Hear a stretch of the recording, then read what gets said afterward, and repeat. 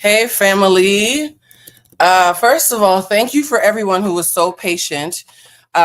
Yesterday was so illuminating because I made plans to go live based on just, regular life. I had a flight, I booked a hotel. My sister came in, and I came into town because today is my mother's 79th birthday. Happy birthday, mommy.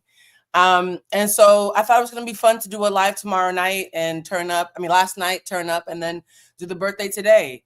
I did not factor in the fact that the world is burning and that TSA workers are not getting paid because of the government shutdown, and that rightfully so, many of them have called out sick. So, yeah, yesterday learned me because I feel like a lot of times we're in this bubble between the news and real life until the news becomes real life.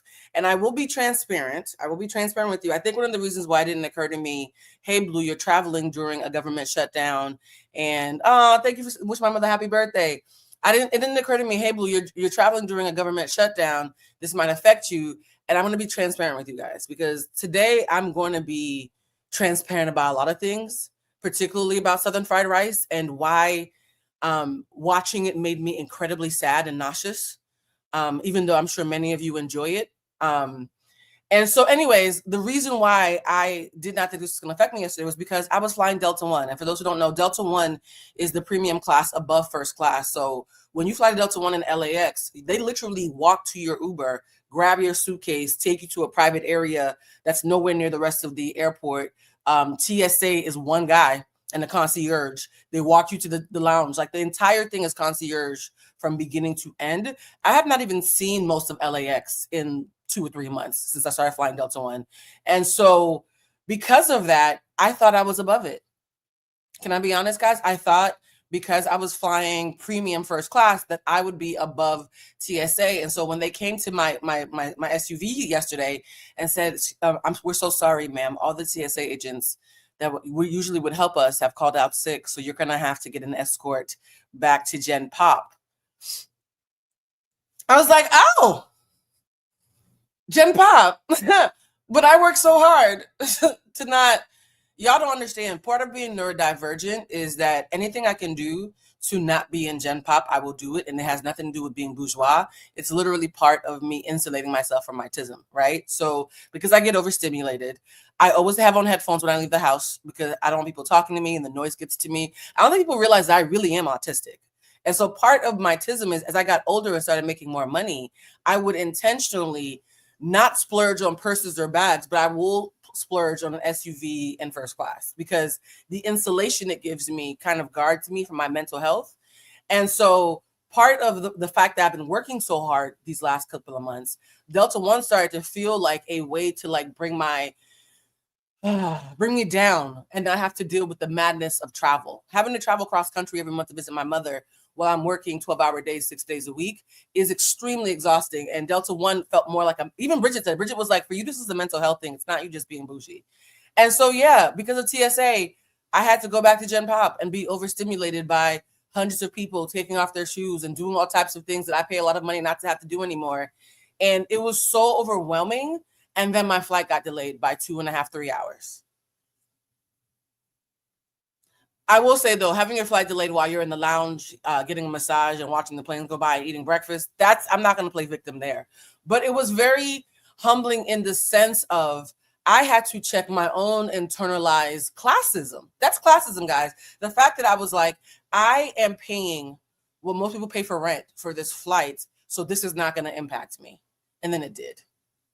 Right? So you see how I'm showing that I can check internalized shit in myself because I'm about to be checking a lot of internalized shit in the maker of Southern fried rice. And the thing about Keke Palmer is because I had her name originally on here, but I decided to put KeyTV instead of Keke Palmer's name for 2 reasons. Number one, I think I've mentioned this before. Keke and I share many friends in common, and she has been very good to people that I care about.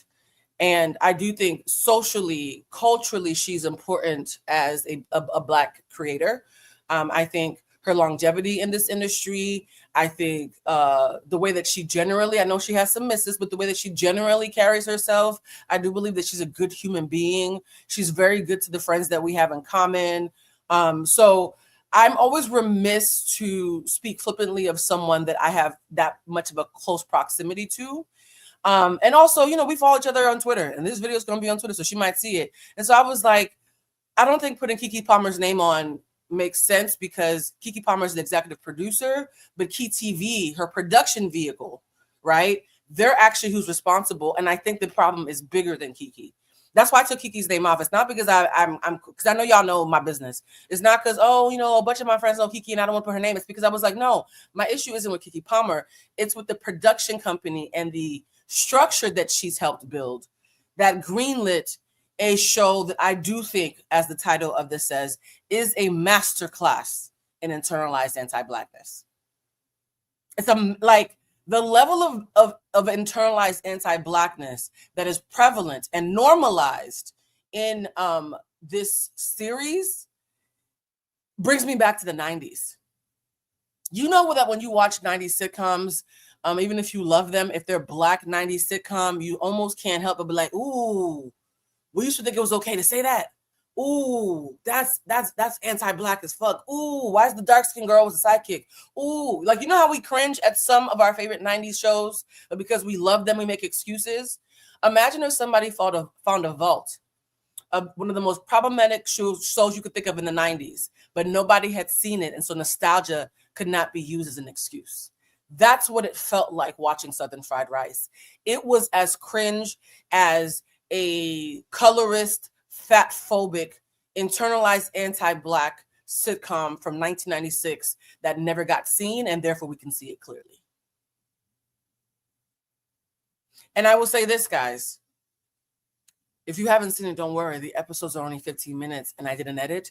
We're going to be watching clips of the first 3 episodes. I've watched, I think, like 5 episodes now out of the 8, because what's hilarious is when I got on the plane and announced I was doing this live, there were only 2 episodes. I don't know what happened last night. Maybe it was because the fervor of the backlash got louder even after Keke made an announcement, or because the creator was talking to us crazy. The creator called us fake intellectuals. Y'all, the creator says that anybody who has a problem with her show is a fake intellectual. I've been called a lot of things in life. Many of them accurate. Not all of them kind. I ain't never been a fucking fake intellectual. Respectfully. And the audacity of somebody who wrote the mess that I just saw, calling us fake intellectuals, is rich.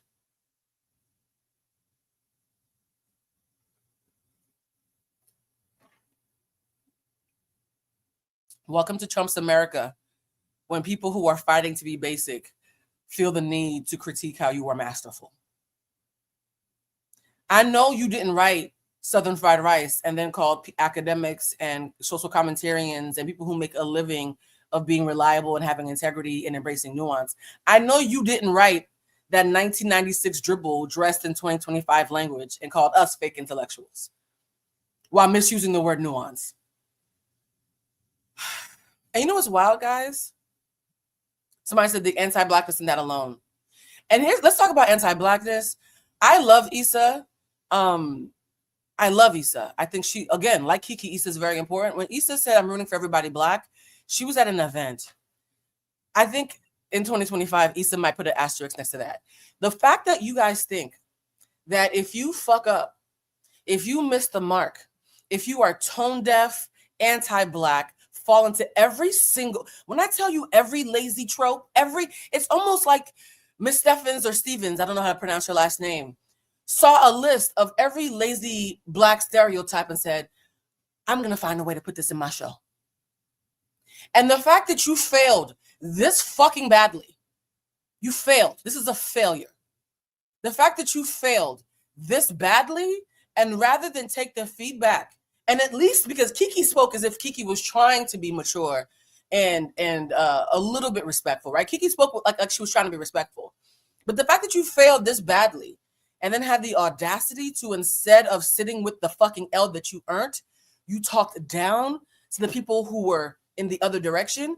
How do you talk down to me when I'm up here?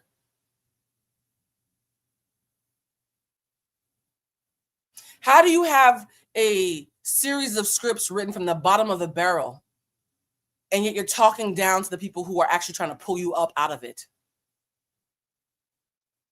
The audacity of her, the creator, is why I'm not going to be as nice as I originally planned. I was going to be nice because of Kiki. I was going to be respectful because of Blackness. I'm going to still be nuanced and intelligent because I'm me. But there's a certain level of grace that I was willing to give you that you didn't give us. So fuck it, let's go. I'm very much, you tell me how we're going to do this. And after I researched last night, I think God actually wanted me to miss my flight and have to sleep on this. Because the amount of pussyfooting I was low-key planning to do after I spent last night in my nice little hotel room going through the receipts. Oh, honey, let's go. Yeah, now that I know you're talking to people crazy, I have no reason. Let's go. Somebody said it gets to a point. Yeah, let's go. Let's go. You stupid Negroes can't keep talking down to us and saying, well, you have to like it because Black people did it. I don't know how to say this to y'all, so I'm going to just say it. You know Black people can get it wrong, right? You know Black people can get it wrong, right?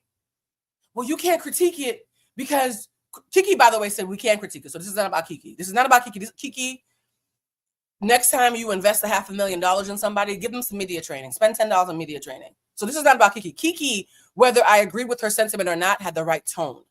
The creator has me fucked up. The creator has me fucked up. So blame her, Kiki. You should have media trained her. You should have told her not to go on Twitter talking shit to people who are trying to help her.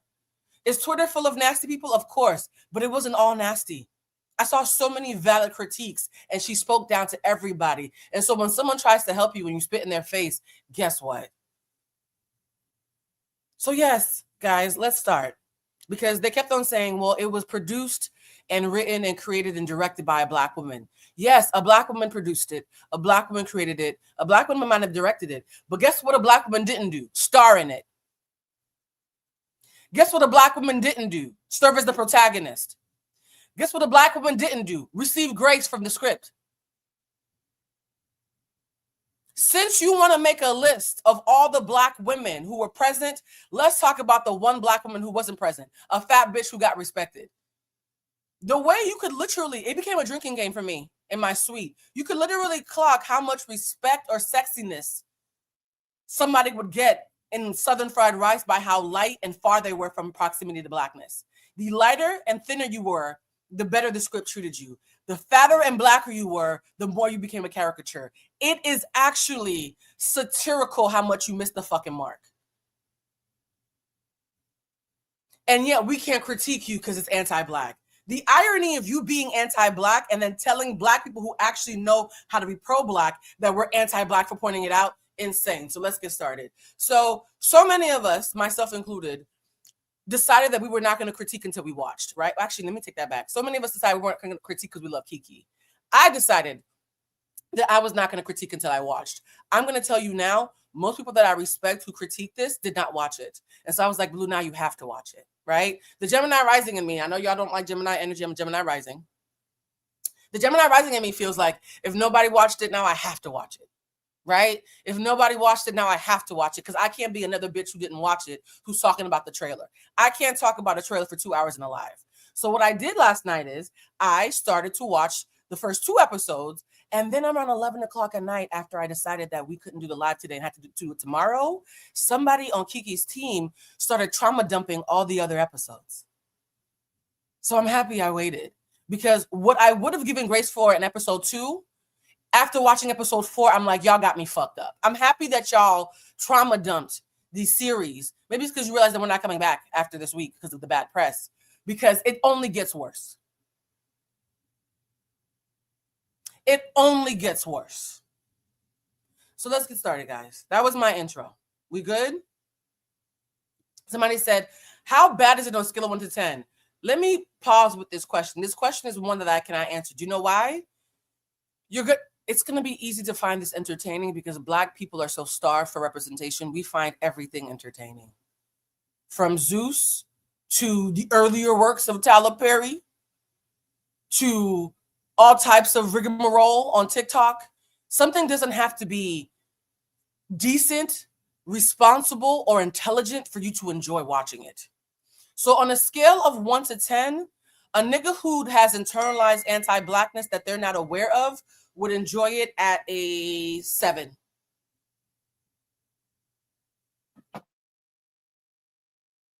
The general public who does not realize how anti-Black they are on a regular basis might enjoy it at a 7. A bitch who can read properly and has the nuance that the creator ironically said we didn't have would rate it about a 4. And an academic who understands vehicles that are meant to destroy the way we see ourselves would give it a sub-0. So if you're uneducated or like mess that is irresponsible because you don't even know what responsible actually looks like, you might enjoy it, and that's irrelevant. So I'm gonna say it right now. If you enjoyed watching this dumpster fire, that is irrelevant because we enjoy watching hot messes that are irresponsible and bad for us every fucking day. Your enjoyment means nothing because we've all been consuming junk food for decades. Imagine that I am Julia Child telling you how to properly roast a chicken, and you are the general public saying that you like Cheetos. We're not having the same fucking conversation. So your enjoyment, respectfully, will have nothing to do with this conversation. You might watch this conversation and binge watch the series and admit that I'm right, even though you had fun letting it play in the background. We good? Somebody said, apparently the creator was going off on Twitter about how folks aren't intellectual if they criticize the show. Blue was just talking about that and she's about to go in now. Exactly. Thanks for the recap. All right, so let's get started, guys, because you know I have receipts. Yeah, had I done this last night, this would have been a very different live. And by the way, 3 different people who are not one, because I know some of you are going to be watching this, not 1, not 2, but 3 different people that I personally know.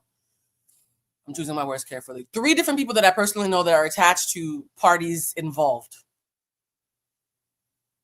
Okay. 3 different people that I know that are attached to parties involved DM'd me or texted me yesterday trying to, I don't want to say ask for favor, but trying to make sure that I was giving this as much grace as possible. And we had back and forths, very respectful back and forths, because I always tell my friends, if you have respectful pushback or feedback, I'm always open to it. And by the end of all 3 conversations, they were all like, yikes, never mind. Good luck tomorrow.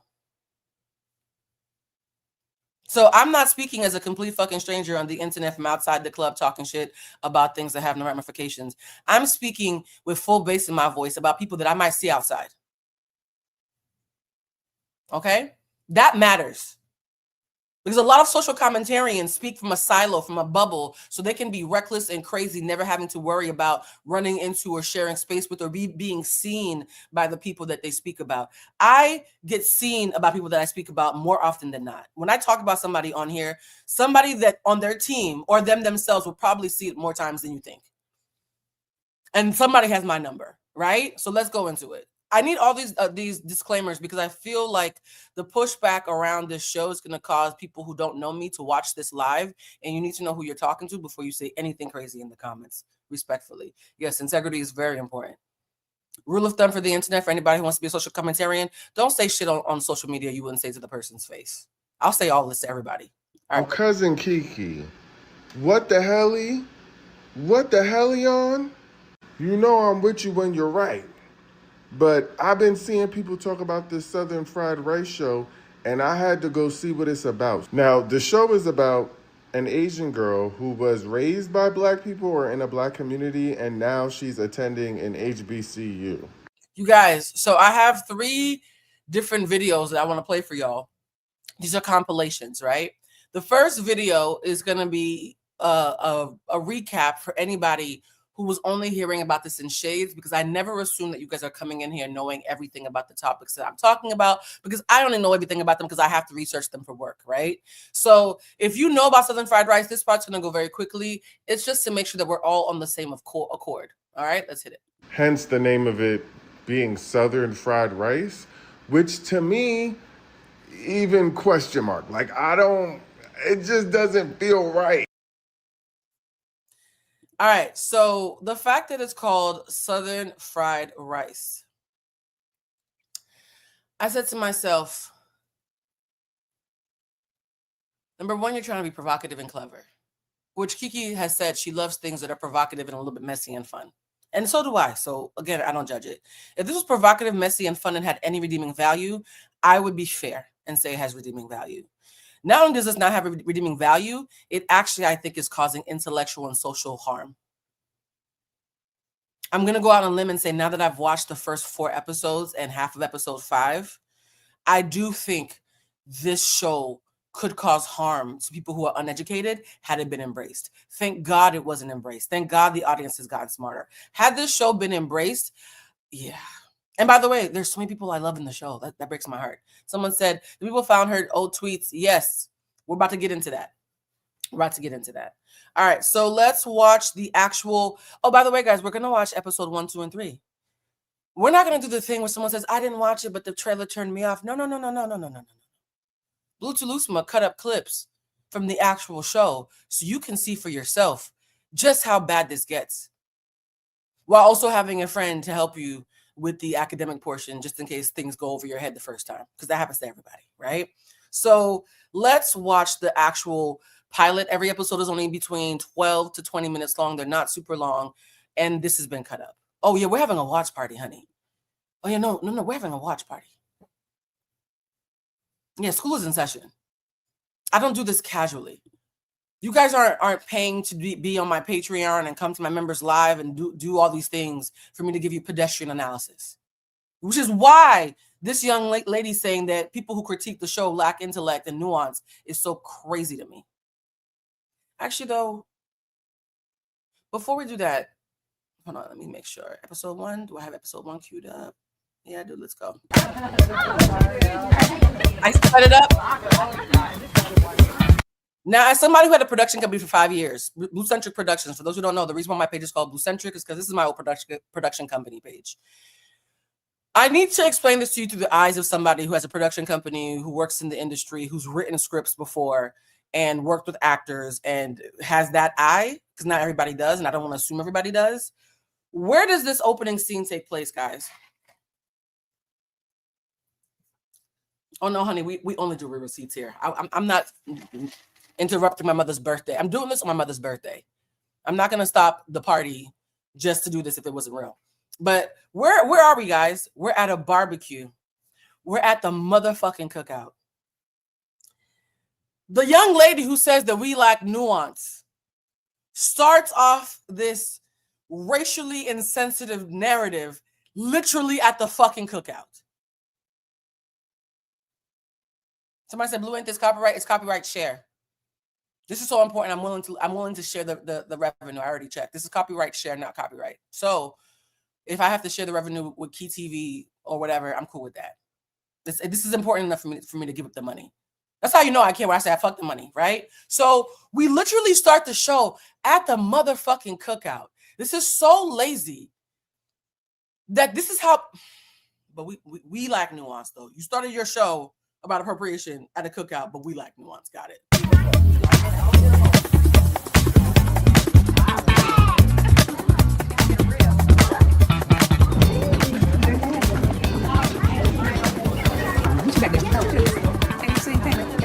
Also, production note, why is the opening scene like 2.5 minutes of a woman just walking around talking to different Black people? We get it, they're Black. We get it. She's a sweet lady at a cookout who's Black. Even if I love the show, I hate this intro. It took them like a full 2 minutes to even start talking. It's just her walking around for 2 minutes. So if you see it sped up, it's because my ADHD was like, I can't watch this. We're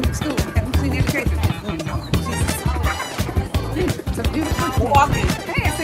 We're walking. Ooh, that was the one Miss Katie made. Oh, I'm gonna die. Get up off the floor. What's wrong with you? She think it was a tater salad. Tupperware?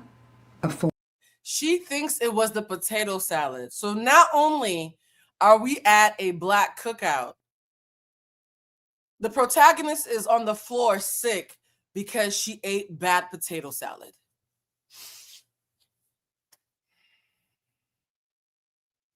Nakia Stevens, you said that we lack nuance and intellect. But this is how you started your pilot, babe. Tater salad. The protagonist is sick from bad tater salad, but okay. They should never give you niggas Wi-Fi. It's Tupperware.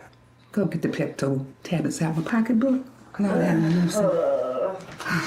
Hush. You had no business eating no potato salad that you saw nobody else out there touch. Well, In her defense, we did agree not to put Miss Katie food on the table with all the other edible food. Especially after what happened in Jamila's baby shower, when she put the Parmesan and roasted almonds in the baked beans. She did do that. Anyway, you got a letter in the mail today. Right university. What do you think it is? First of all, somebody said, I felt like I teleported back to 2006. You guys, the young lady said that she had been trying to get this made for 10 years, which would bring us to 2015. So the fact that even when she wanted to get it made, it was already old. And then she had to wait another 10 years. I agree. Can we just talk about the shots here real quick? Because this is me being a film nerd. The fact that they start this narrative covering the Asian girl's eyes so they can reveal that she's Asian.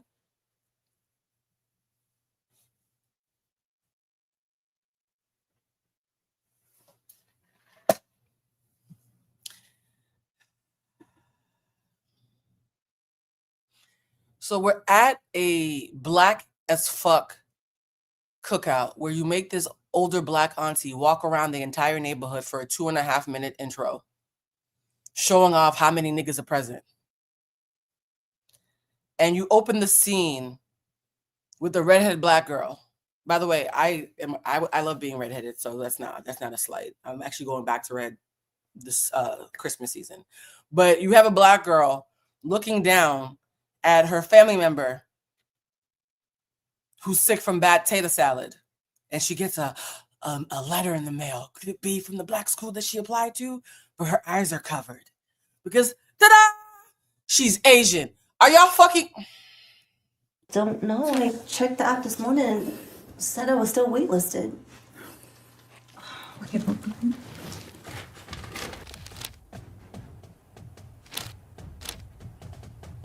got it. Thank the Lord. Oh, yes. Your dad would be so proud of you. Girl, Now she's farting because.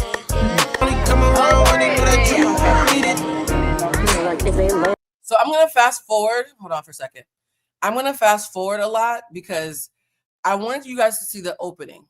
I want you to understand how lazy and simple and 1 + 1 is 2 the script and the execution is. Because when we later in this live play the bourgeois highfalutin response to our critique, because we don't understand black art, because black people made it so it's amazing and above reproach.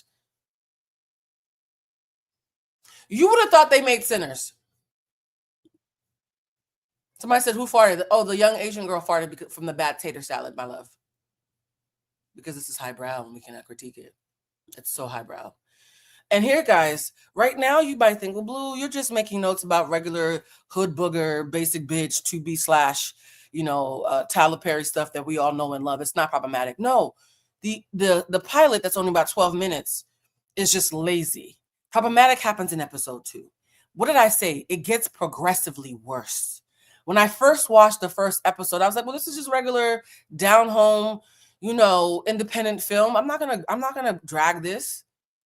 I had a grassroots production company. I actually have a whole series I did called Sky's the Limit. And at some point, I think I might show it to show you guys how bad that was. But I know what it's like to make productions just like this. So I was going to give it grace because of all this. The only reason why I'm saying all this now is because I realized how irresponsible it's about to get. And then I saw the nasty response when the backlash came. That's the only reason I'm nitpicking this much. I just want to make that point of contention.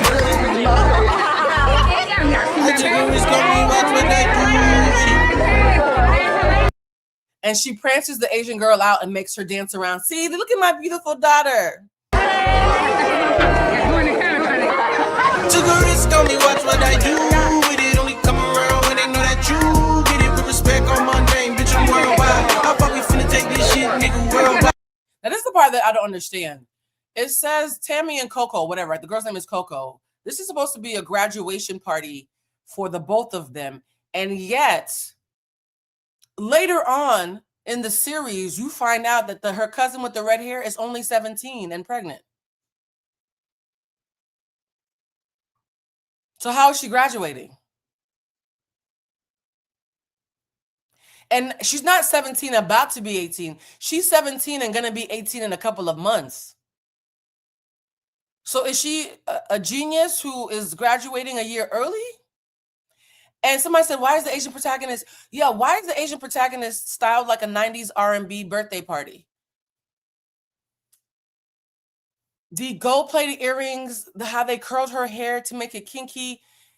No, I know you can graduate at 17. My thing is they make such a big deal about her being 17 and not yet 18, and she won't be 18 for several months. And that's when I was like, interesting. Because you know why I say this is interesting? I'm going to do a spoiler. The young lady is pregnant. Why do you need her to be underage? I watched the entire storyline around this. Why couldn't she have been 18? Why were you guys so committed on making it sure that we all knew that a minor got pregnant rather than technically a legal adult? The 17 of it all. The need to make her a 17-year-old graduate who was pregnant rather than a regular 18-year-old who was pregnant. It's these little moments where I'm just like, you'll see. Took a risk on me, watch what I do with it. Only come around when they know that true. Get it, put respect on my name, bitch, I'm worldwide. I thought we finna take this shit, nigga, worldwide. Let somebody realize that you can't name. Okay, I know I got some explaining to do. Let's start with the elephant in the room. So this is the part, guys, where she's going to explain to us through AI graphics how she ended up in this happy Black family. Again, the pilot was not where I was upset. So if you're watching this pilot with me, which is only 10 minutes or so, and you're not upset, you're just like, yeah, this is regular nigga shit. I agree. All right, say cheese. Yes, I'm Asian. Yes, my family's Black. And yes, I've always been hard to miss. My parents, Dottie and Truman Jackson, met and married while in the Navy stationed in South Korea. And after not being able to have a baby of their own, they adopted me when I was just a few months old and brought me back to their hometown, our hometown, Oatsville, Georgia, where I was raised on catfish, cornbread, and do you got McDonald's money? For a lot of people, this is hard to understand, but Black culture is the only culture I know. The folks from my hometown understood me. Granted, we're a small town with less than 800 residents, but everyone knew me. And even though I was different, they never made me feel different. I went to prom here, fell in and out of love here. And now it's time to finally leave the place that has loved and nurtured me unconditionally. Here's the thing that's so interesting, guys. Fish out of water stories are a dime a dozen. And what I don't think people understand is there's going to be a point when we play Kiki's response to the backlash where she says we need to give Black talent opportunities, right? Black writers, Black filmmakers, Black creatives need an opportunity. And I invested a lot of money into giving this young lady an opportunity. I've helped several of her projects. And Kiki, I agree with that sentiment. It's the execution where you guys completely fucking lose me. Because if you want us to subscribe to this being worthy of being made because it is giving Black people a chance, why did you greenlight a fucking series that decenters Black people in Black spaces? You can't ask me to opt in because it's centering Blackness behind the scenes while it's decentering Blackness on camera. You can't ask me to watch this because it centers Blackness behind the scenes where nobody can see it while you're decentering it in the fucking part that matters. You can't do that. Which one is it? Which fucking one is it? Are we centering Blackness or not? Because this is not centering Blackness. Respectfully. So that I can figure out who I am beyond the comfort of what's familiar. And that's why I chose Rat University. It's my dad's alma mater. And I wanted to come to an HBCU in Atlanta so I could be with people who get me. And to find myself, you know? Okay. Well, thanks. Go Tigers!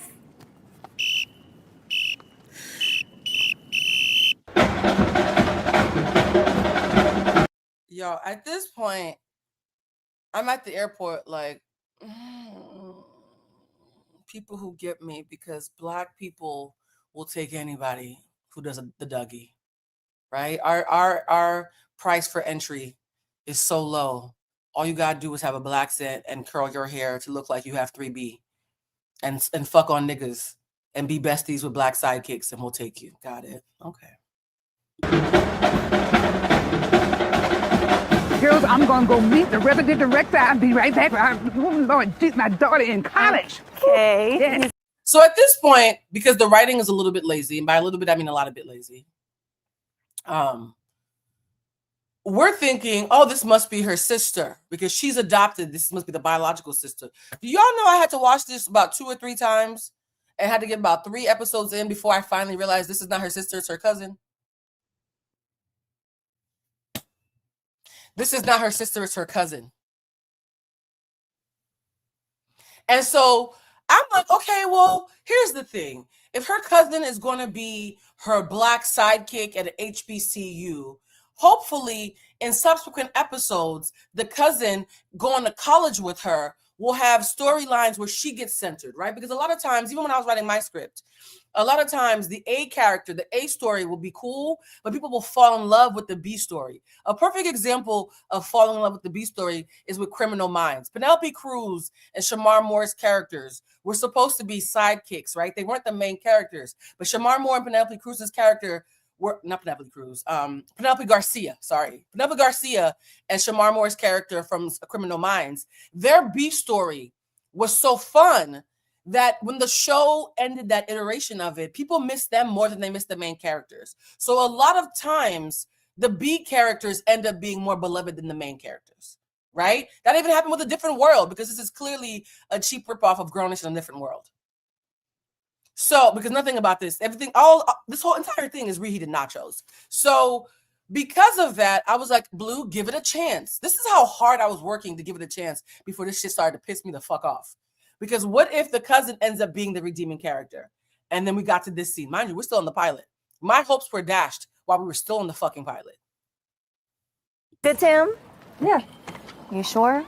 You were real quiet the whole drive over. Girl, I'm good. Tim, send me this. What's wrong? It's just, I got used to the idea of us both taking a year out. But now all that's changed. I know, and I'm sorry. I didn't think I'd get in this You don't have semester. to apologize, Coco. I'm not mad at you. I'm happy for you. What do you mean? Now I'm like, wait a minute. Why are you not mad? You happy for her? Y'all going to college. What's the problem? Mad at myself. Why you mad at yourself, sis? Like, my whole life, I've been doing everything to make sure I didn't end up like my mama. SGA, AP classes, extracurricular activities. But somehow I still ended up pregnant and stuck in my hometown working at Walgreens. What? Somehow I still ended up pregnant in my hometown, stuck working at Walgreens. Let me get this straight. Ooh, bon Dieu. This is when my blood pressure started to spike. Let me get this straight. So what you mean to tell me is this Asian girl with very little effort got into an HBCU, but her Black cousin, who we all thought was her sister because the writing is poor and lazy, her character is not going to college. No. Her character at 17 got pregnant and is working at Walgreens, and it's just dropping her off. Y'all, somebody said she lying because they shutting down Walgreens. Yeah, but this was clearly written for the 2006 ballot, even though it was written in 2015. Your cousin, who could have redeemed the show, who I was hoping would bring me back into the fray and give me a reason to come on here and say, y'all know it's Kiki. It's our girl, Kiki. Give it a chance. You decided to make her sit it out because she got knocked up at 17 and is working at Walgreens. And all she's doing to have a Black woman, a beautiful beautiful this young lady is gorgeous. To have this beautiful Black woman's only function to be to drop off her Asian cousin at an HBCU and then go back to Walgreens with her illegitimate bastard child, right? Because that's what y'all saying. At this point, I was like, okay.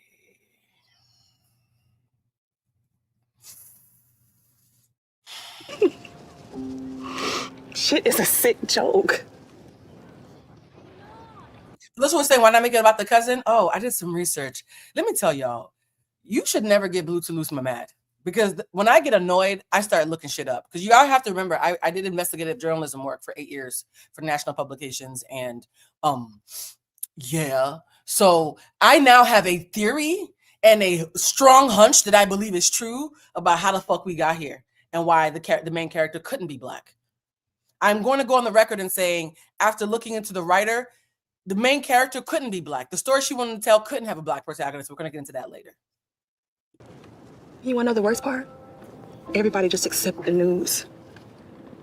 I started planning a baby shower. Like, what is happening? This isn't supposed to be my life. Didn't even give me a chance to consider other options. That's the thing. So then she reveals it was a baby shower. So guys, I'm confused. So that party was the graduation party for the Asian girl and a baby shower for the Black girl, the 17-year-old.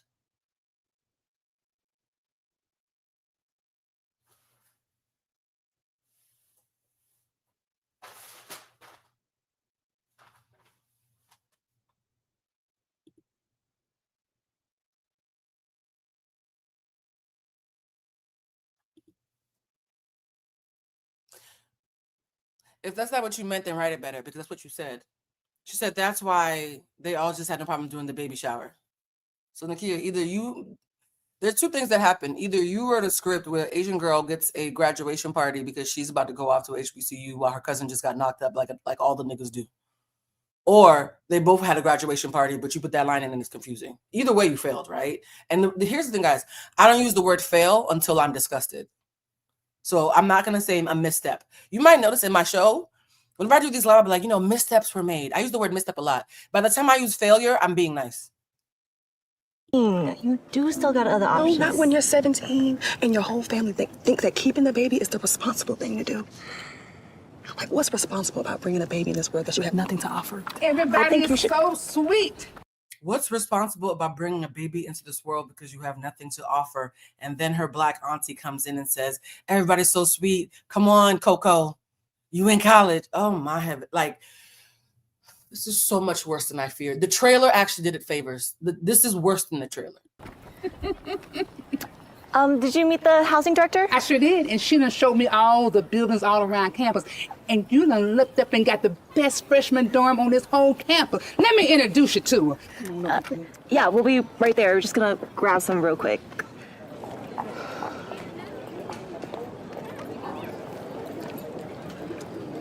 I'm sorry for dumping. This is not your problem. And today is about you, Miss College Girl. Okay. Oh, and I got you something. So as usual, because what did I say? This is a masterclass in internalized anti-Blackness. And also the original title was, this is overblown and ripe with lazy stereotypes. That was the original title. So if you saw this at 3 a.m. when I made the announcement, it said lazy stereotypes. There are so many lazy stereotypes in this. What did I say earlier? It's almost like Nakia had a bingo card and tried to figure out how many lazy Black stereotypes she could put in. The girl who's saying that we're not intellectuals for critiquing it and that we lack nuance. No, you didn't. Oh, well, if you adore me, do you owe me? Delusion.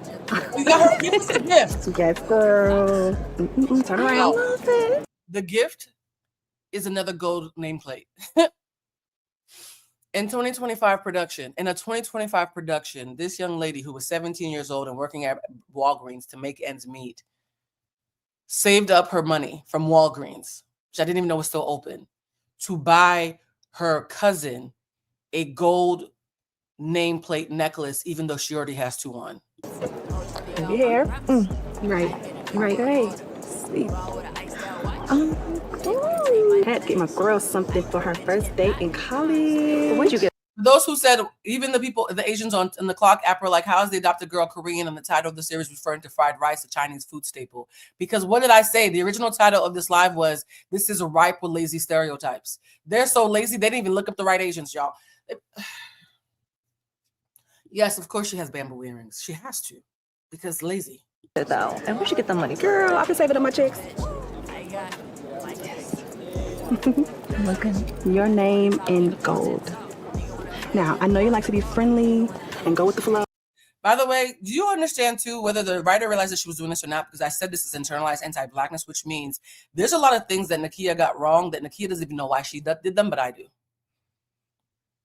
As a fake intellectual, I can tell you, Nakia, why you did this. You wanted to signal, whether you realize it consciously or subconsciously, you wanted to signal to the audience that even though this hood booger pregnant black girl with the red wig couldn't make it into college because she made bad decisions, she is knighting, K-N-I-G-H-T-I-N-G. She is knighting the Asian girl to take her place. What do we say when we have that friend who's black and lets their Asian friends use the N-word and their white friends use the N-word? Well, my friend told me I could say it. They gave me permission. And we always say, oh God, you niggas need to stop giving out fucking invitations to the cookout. This girl's only vehicle, the only thing that she's doing here is making sure that she lets us know, no, black women have approved her, so we can't critique her. Y'all do this a lot, by the way. Y'all will pick the most uneducated black person who has no sense of understanding about black tropes, laziness, pro-blackness, or anything academic about how to be black, because being black alone doesn't mean you understand what it means. Not all women understand feminism, womanism, or misogyny, and not all black people understand anti-blackness. So you just being black is not enough. But y'all always find the most uneducated, lacking self-aware black people to knight you so that you have an excuse, but oh, you know, I was tapped in by a black person, so I can do this. But don't be afraid to do your own thing. Don't forget who you are. Coco, that girl, Jackson. Not me. Okay. Coco. Let's go. Because the way she screamed my name right now, nobody's going to forget who I am. Nobody. Right, I'm drop this. Right? Let me get to sit back. Please, and thank you. All right, where we going though? Girl, they don't got no elevator in here. For the person who said non-black people think eating fried chicken and wearing gold earrings is being black, there's a whole scene that's coming up in the second episode all about fried chicken. It's that lazy. What did I say, guys? Y'all, let's do a bingo card. Please make a check or take a drink every time you see a lazy black stereotype. Okay, HBCU. Okay, Coco. Coco, let me introduce you to your RH. So here's the thing. Okay, I have this bad habit, guys, and this is not going to be critique. This is actually me taking responsibility. Because I have been writing since I was 8 years old, and I write a lot, right? I was a curriculum developer at Harvard. I still write curriculums every fucking month for my classes that I teach. I'm constantly writing scripts even for these videos. I'm constantly producing things. I had a column for 8 years where I wrote like 3 to 5 op-eds a week for 8 fucking years. I write so much, I see everything through the eyes of a writer. The minute Coco was holding that, so this is not going to be normal. So don't think that because you didn't see it, you missed it. The minute I saw Coco holding a heavy box and about to walk up with her cousin, but her very lazy, fussy auntie, like caricature of a mom, adopted mother, interrupts her to introduce her to the RA. My first thought, and this is why Bridget and my friends hate watching movies with me, was my first thought is this interruption is not only happening to introduce the RA, it's also happening because if Coco has to meet the RA, she then has to hand the box to her black cousin, who will probably walk the box to her room, and the roommate will think the cousin is Coco. The minute I saw this scene, I knew that. That's not normal, by the way. This is why people hate watching TV with me. The minute I saw this, I said, if I was in the writer's room, this would be my opportunity to have Coco hand her boxes to her cousin who's knocked up and unable to go to college, so that she walks into the room and runs into the roommate who thinks that she is Coco. That was my immediate thought. And what do y'all think actually happened? What do y'all think really happened? Pressure. Hey, Coco, how you doing? I'll just take this to your room. Like Thanks. clockwork. Room 121. Okay.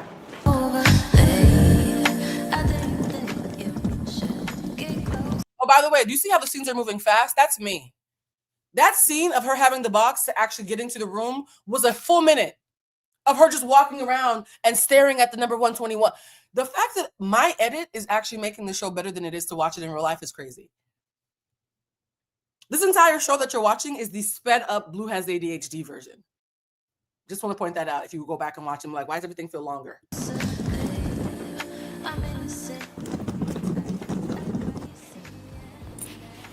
Oh, hey, you must be Coco. I just met you by my side. I'm Joy. Let me help you out. Thanks.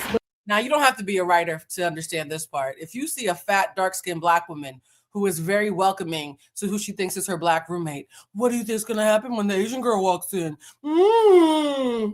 I'm not intellectual enough to figure it out because this is so innovative.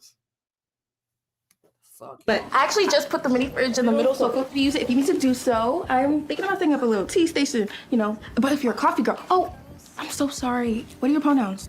She, her. Okay, but, cool. No. Oh, yeah. So did you hear what she said? She said, would you like some coffee? Would you prefer tea? And oh, I'm sorry, what are your pronouns? So, you guys, do you understand what she's saying to us? She's fat, Black, and woke. She's fat, Black, and woke. I'm going to let you guys play a game. What do you think is, how do you think they're going to portray the fat, Black, woke girl in this entire series? This really attractive, she's a pretty girl. How do you think they're going to handle this fat, Black, woke girl who is thoughtful, who wants her roommate to be comfortable, and who cares about pronouns? Exactly. As a mean girl. They call her mean girl, by the way. They call her bitter. The words that you guys are using are literally in the script. It's not even, they're so lazy, they couldn't even imply it. They literally call her mean and bitter the entire fucking series. Out loud. You see how sweet she's being though, right? I actually have an electric kettle, so we can do tea, coffee, oatmeal, ramen, maybe quinoa. There's some diamonds. Oh, hey, John! Let me introduce you to Coco. Oh, yeah, we just met. Yeah. Actually, this is Coco. This is Coco.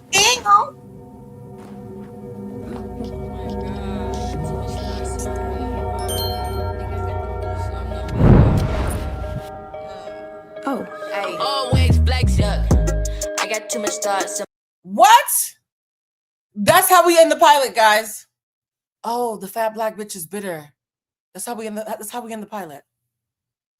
God, yeah, she is gorgeous. You guys, that is the least problematic episode in the series. That's the least problematic episode in the entire series. This is Coco is the least problematic episode in the series, guys. It actually gets 10 times worse as it goes on.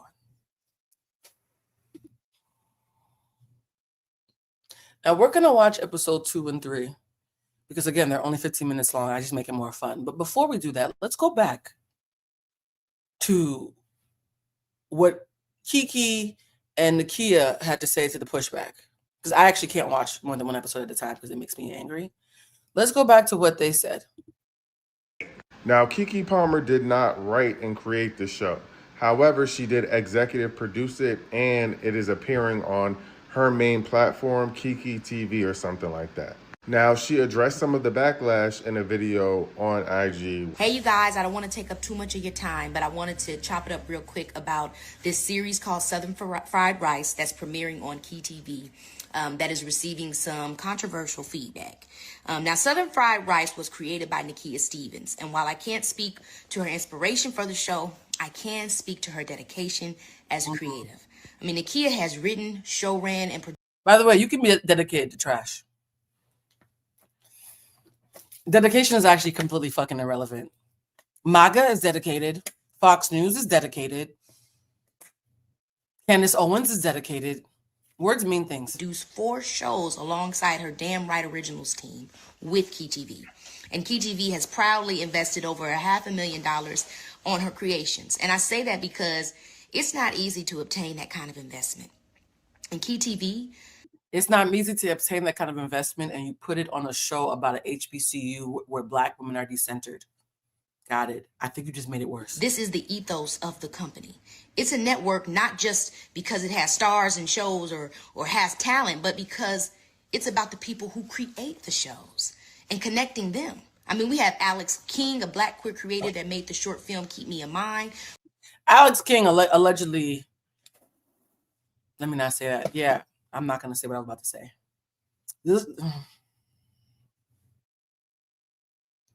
It's so hard sometimes working in the industry and watching these videos with you because y'all don't understand how much of a filter I have. People be like, oh, Blue, you're so fun. You're so refreshing. You have no filter. Bullshit. Are you serious? You know how they used to say back in the hood, if you see one roach, there's 100 because roaches travel in packs. If I say one inconvenient truth, just assume there's 20 more that I can't say on camera. We have Antoine Lachey, who created the horror story Blue Forest. We have Cousin M, by a father and son duo, Rosero and Eric McCoy. Chelsea Sanders, who created Make It Make Sense and Unlabeled by Lawrence Murray. Chelsea also did Dear Kiki. Look, what you like is subjective, but the support of Black creatives is not. And it's okay, what you like is subjective, but the support of Black creatives is not. Blatant internalized anti-Blackness is also not subjective, Kiki. Respectfully, because I actually really do like Kiki. So this actually hurts me that Kiki's involved because her involvement was going to buy this grace until I kept watching and saw Nakia talking to us crazy. So Kiki, I adore you, and because I would say at the Hollywood Unlocked Awards, I was sitting right behind Jason. Kiki was maybe a couple tables next up away from us, next to Don Lemon, and when she took the mic and started singing "I'm Going Down," it felt like I was at a Black cookout, like at a family reunion. It felt like we were home. It did not feel industry. So in the room with Kiki at an industry event, she makes it feel like you are at a family reunion. And I love that she brings that energy into the room, which is why I hate this so bad. The task that KeyTV takes on with pride, because if you want to be a creative, you have to be able to create. And that takes money. And it's KeyTV's mission to find the funds for you to be in practice, for you to experience trial and error, and to take your projects off the page and get more than one chance to do it in action. So whether you like it all or some or none, I say give these creatives a chance to grow. We did. I actually walked in wanting to give us a chance. I actually walked in thinking that I was going to explain to you guys that you were being too harsh, and watching it actually took me away from that. So be careful telling people to watch it, Kiki, because some of us who want to defend you actually couldn't after we watched it. Grow as we continue to grow in supporting them. So God bless you guys. And like I said, Nakia has Southern Fried Rice that's coming out most recently, but she has Nepotista, Ho and Tails, and Psychology of Fuckboys. That's also some great stuff for you to check out. Take care. Thanks for listening. Holla at your girl. Oh, hi. I wanted to come on here and first and foremost say thank you so This is the creator, guys. This is the one who thinks that we're all dumb. much for watching the Southern Fried Rice trailer. I'm seeing the comments, I'm seeing the support, I'm seeing the discourse, and as well, for those who are asking, how do you say "oh bon Dieu"? I'll write it in the chat. "Oh bon Dieu" is French for "oh my God," and I realize that when I get upset, I regress back to my native language. So when I say "oh bon Dieu," that's like me saying "oh my God," but because I've been saying since I was a child, I always forget to say a storyteller, I welcome it. I welcome conversation. I welcome No, you don't. curiosity. This is, you guys, right after she said I welcome curiosity, she called us stupid. So this was her attempting to sound like Kiki before the mask slipped off. And for those of you who've been following me and supporting my journey, y'all know that Southern Fried Rice is 10 plus years in the making. And yeah, we can tell. It was inspired by my own HBCU experience and observations as a the way, let's play a drinking game. Take a shot of fucking ginseng juice or something, or kombucha every time she says HBCU. The way she thinks that HBCUs, because they're considered the top echelon of guarded and protected Blackness, every time she gets called out, she just says HBCU, HBCU, HBCU, like a shield against valid fucking regular critique. Student at Savannah State University, the first public HBCU in Georgia. But no, I had friends at Savannah State University and people in my orbit who were non-Black and had to navigate a historically Black space. And I saw how hard and challenging and fun and beautiful it was for them. Do you realize what she just said? Because we're about to talk about the tweets. I see some of y'all in the comments already know what I'm talking about. She said she went to an HBCU and was fascinated by the non-Black people at her HBCU, and was so fascinated by the non-Black people at a Black institution that it made her spend over 10 years wanting to tell their story. What does that sound like, guys? You guys, when you're in a Black space full of Black people, Black culture, Black education, pro-Blackness, and the thing that inspires you so much, you tell Kiki Palmer, give me $500,000 because this is what I want to focus on, is the one thing that's not Black. Let's see how stupid or smart you guys are in here. Yep, ding, ding, ding, ding, ding, ding, a fetish. This is when my spidey sense as an academic started to tingle. You're telling me you went to an HBCU and the thing that fascinated you the most to the point where you hung your hat career-wise on it was the non-Black part of the Black colleges and universities. Do y'all understand the title of this now? Because we haven't even gotten to the tweets yet. But do y'all understand? Do y'all fully fucking understand why I am clear? Why the protagonist couldn't be Black? Because a fetish needs exoticness? To do so, and that sparked my curiosity and honestly planted the seed. By the way, curiosity is always a word that gets used when people are fetishizing things. And to be fair, in the 90s and early 2000s, the Black community as a whole had an Asian fetish. Don't think I forgot about the Black Planet. Don't think I forgot about the Black Planet era when you all wanted to be Blasian. Don't think it didn't occur to me how many times I would tell somebody that I was Haitian and Cuban, and because I have slanty eyes, especially when I wear makeup, they were like, "Ooh, exotic." No, I'm Black. I'm still Black. I'm still Black. Okay? I was around for the Drew Hill era. Cisco got an Asian wife. It fucked him up so bad he couldn't let it go. So I'm very clear that there is a group, a subsect of Black people who were around for the obsessed with Blasian era and have internalized it as a way to feed their anti-Blackness, but because it's BIPOC, which is why I hate the term BIPOC, they think that it's still not anti-Blackness because it's a person of color. Person of color can still be anti-Black. It's still not Black, baby. Just because it's Asian doesn't mean it's not Black. For Southern fried rice. And obviously over the years, it has been massaged into something more deeper and nuanced. But that was... You guys, she said over the years, the script and the story has been massaged into something more deeper and nuanced. Did anybody raise your hand if you saw something deep and or nuanced in the pilot I just showed you? I'm actually insulted those words were used to describe what the fuck I just watched. Deep and nuanced for a series that starts off with niggas at a cookout with the Asian homegirl who they gave a pass to the cookout and the pregnant cousin who can't go to college and the fat Black bitch who's mad at everything just because she's fat and Black and ugly and dark skinned, even though she's actually a pretty girl in real life. That's the deep and nuance that it took you over 10 years to massage it into that level of depth and nuance. I think you might want to look those words up. Also look up intellectual, since you're claiming that we're not. Ultimately the seed, right? And I think my ultimate goal was to spark conversation around culture, around belonging, and around identity. And so that's what I think I've done. And I'm very proud of Southern Fried Rice. You know those Black boys who were nerds, who hated being Black boys and who wished that they were Asian or white because they watched anime and so they turned into Childish Gambino? You know those boys?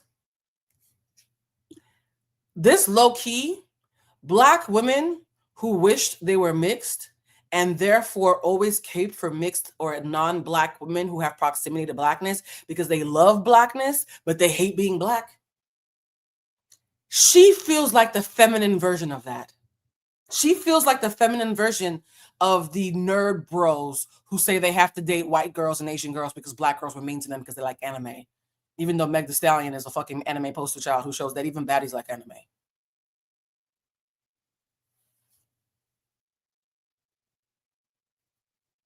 And guys, I actually love Childish Gambino and Tyler, the creator, and can still call bullshit on their own internalized anti-Blackness that I think Tyler's working through his anti-Blackness. I don't think Childish Gambino is working on his. I think Childish Gambino wants to troll us about it, but actually isn't doing the work. There's a difference. Trolling and doing the work, two very different things. So if you know the nerd bros who swear to God that Black girls were so mean to me, that's the only reason I date Asian girls, That's who Nakia is the feminine iteration of. And we call them out as men. We don't call girls like this out. Which serves no one, and which is the reason why she's getting away with it, because so many of you, some of you watching, right? There's like, what, 800, 900 people in here? Of the 900 people who are watching, at least a couple hundred of you do feel like Nakia, so don't lie, and also don't talk crazy in the comments.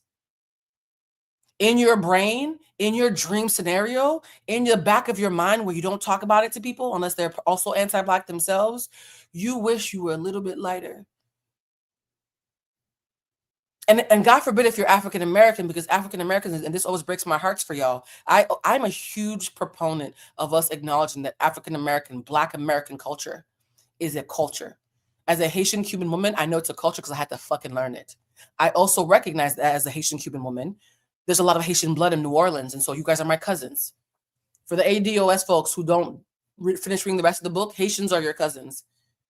Unless you remove New Orleans, like directly take all of NOLA and rip it away from America, you can't use the ADOS shit on Haitians. It's a little bit of education that y'all missed while y'all were doing fucking diaspora wars. Haitians, I've said this before, Haitians doubled the population of New Orleans, which means niggas in New Orleans exist because of Haitians.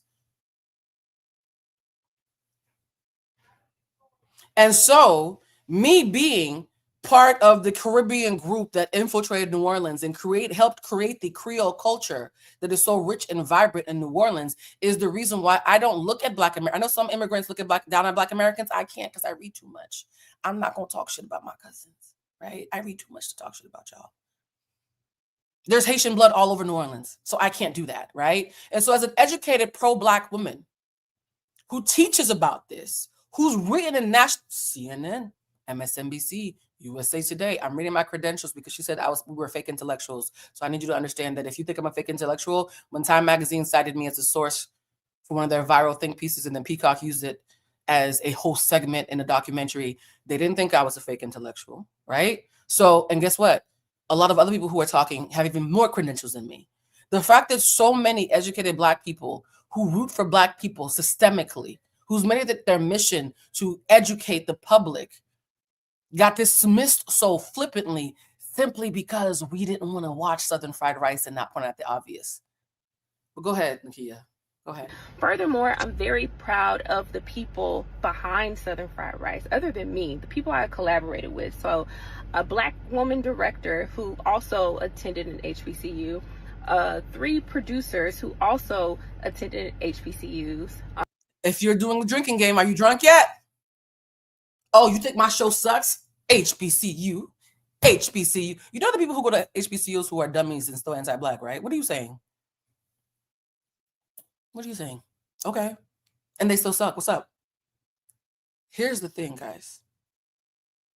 A lot of bourgeoisie Black people who want to perform pro-Blackness while caping for the white gaze do this trick, where they use words like Black excellence, HBCU, Black creatives, support Black art, while busting their ass to make enough money to look down at the very Black people they're using as a shield.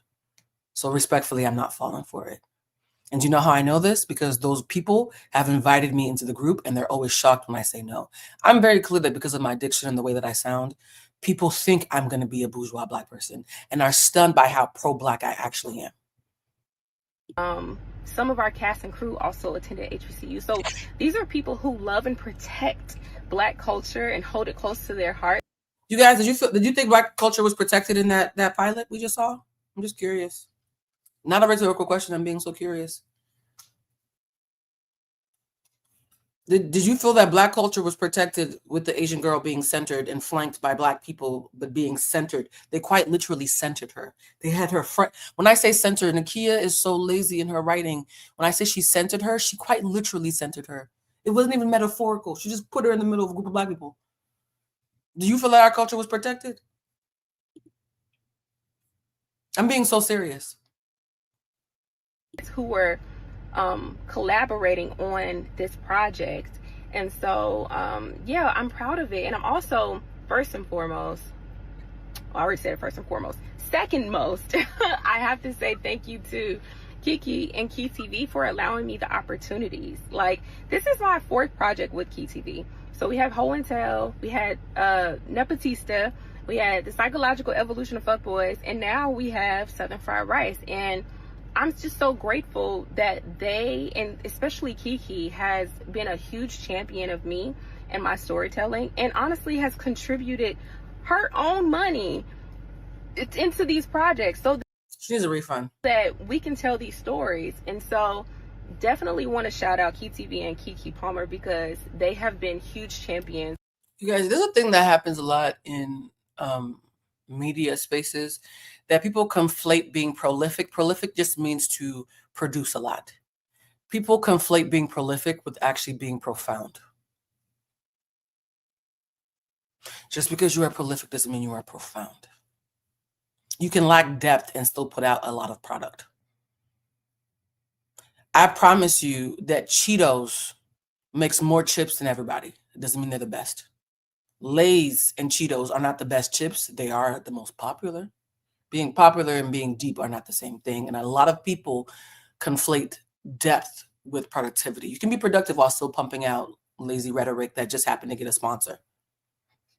And I'm saying that because here's the thing. When I was talking to one of me and Kiki's mutuals, because again, it was 3 of y'all. So I don't want, out of the 3 of y'all who I talked to yesterday, please don't text me if I was talking about you. I'm talking about all of y'all, okay?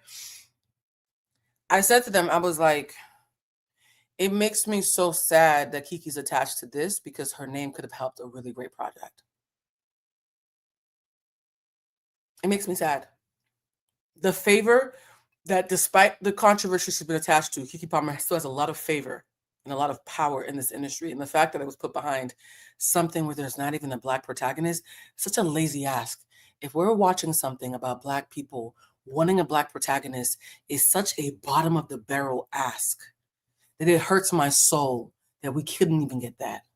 For the kind of stories that we want to tell, which are these beautiful, nuanced stories that spark conversation. So Kiki gave me a chance, and I'm asking for you all to give this a chance. I did. Tune into Southern Fried Rice. I did. And see for yourself. I did. And continue to support Black creators. I will. Oh, you guys, here's the tweet. All right, so how do I make myself switch places with this thing? Hold on. I think I have to remove. I want you guys to see the tweet. Big. Here's the tweet, guys. Oh, she's deleted it, but a bitch got screenshots. Palmer has Hold made on. Let's play it back one more time because I want you to see the tweet. The tweet says, okay, mind you, this is after she made that video. Okay, now I realize why I ghosted Twitter. Y'all are fake intellectuals and insufferable, right? Now I understand why I did this, because y'all are just so fake. Really? Nakia, we're fake intellectuals and insufferable? Now, if that's true and you hate Twitter, did you hate Twitter when you were posting in 2010 that you were Dominican and Asian and lying about your... Nakia, is this you?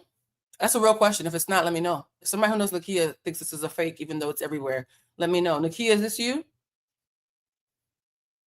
I'm mixed, Dominican and Asian. Thank you very much. And yes, it was great. Nakia, is this you? Because you hate Twitter because we're fake intellectuals. You were a fake Asian in 2010. Allegedly. And Nakia, real question. If you see this, I don't ask rhetorical fucking questions. If this is fake, I sincerely want you to come here and correct me so we can talk about it. As a Haitian Cuban woman whose all my siblings are Dominican. As somebody who has Dominican family, who actually is more of the thing you're saying you are than you might be. And I'm still not an I know black. Okay? Nakia, did you or did you not claim to be... Let me pull up some more receipts. Hold on, guys. And if it's true, does that have something to do, if you are Dominican and Asian, does that have something to do with why you showed up like this? Does it? And also, Nakia, let me take this down. And you guys, this is why y'all shouldn't piss me off. Okay, Bridget tells me sometimes that I think I'm more harmless than I really am. Because when people do bullshit, now I start to do research and shit gets awkward, right? Nakia, I have other questions. Let me open this up because I don't speak to be punitive and have gotchas. Y'all are saying got him. The intention isn't to have a gotcha. It's for me to pull up the receipt, say, is this you? And then hopefully you will have an intelligent response or course correct. Like I told one of my friends, if Nakia or Kiki decide to course correct, I will be the first person on here clapping for them. So I'm not one of those lazy, punitive people who just want to have gotchas for clicks. Respectfully, I go viral while keeping my hands clean. My engagement is much higher than my following. 90% of the people who follow me and pay my mortgage don't even like click follow because they think that they don't want me to get big-headed, and yet YouTube still sends me the checks. So this is not about following. I can make money with clean hands. I want you to answer the fucking question. And so I'm going to put this up right now. Hold on. I'm going to remove this from the stage. And hold on. I want to look at this. Nakia, you claimed that you in 2010, allegedly, because it might not be true, right? That you were Asian and Dominican, but these are your parents, Nakia. Yeah, I did that. Nakia, these are your parents. Which one is Asian and which one is Dominican, friend? I mean, they could both be Dominican because Dominican Republic is full of Black people who look just like me. Dominican and Asian. Explain to me which of your parents is Dominican and Asian. It could be your mom. These are real questions. Somebody saying, laughing at receipts. No, these are some Black. This looks like Teddy Riley and one of his favorite video vixens. And so if you are Dominican and Asian, why are y'all laughing? Y'all, I'm not trying to be messy. Y'all, okay, y'all stop. Y'all stop. I'm trying to be serious. Yes, guys, Dominican is a nationality. I understand. That's why I'm asking. These are not rhetorical questions. You guys are laughing. I'm not asking. I have Dominican brothers and sisters who look just like me. So it's totally fucking plausible. I just want to understand. You said you are Dominican, you are mixed. Mixed is where I get confused because I see two Black parents. I need y'all to embrace words. Because I'm Haitian and Cuban, but I'm not mixed. I have a Black Cuban father and a Black Haitian mother. You said I'm mixed. I'm Dominican and Asian. You use all three of those words. Where is the mix and who is Dominican and Asian? If I had to guess, is it your mother? Is your mother the one who's Dominican and Asian? I just need answers. Right? Because if I was going to be an asshole and assume the worst, what I would assume is you have an Asian fetish. You want it to be exotic back in the day. And then pro-Blackness became popular. So you realized that would be a great shield, but you never addressed your own internalized anti-Blackness, which is why we got this melange of a clusterfuck of both, of internalized anti-Blackness, Asian fetishism wrapped in pro-Black bullshit.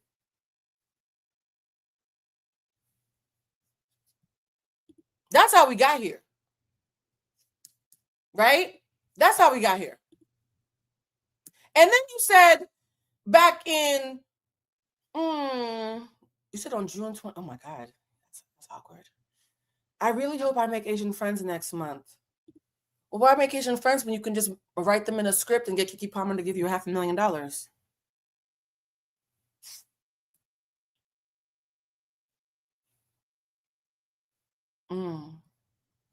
Yeah, this is awkward. I really hope I make Asian friends. You did. You cast one on the show and you centered her. So first you said you were Asian. Now you want to make Asian friends. But Teddy Riley and that beautiful lady next to him are your actual parents.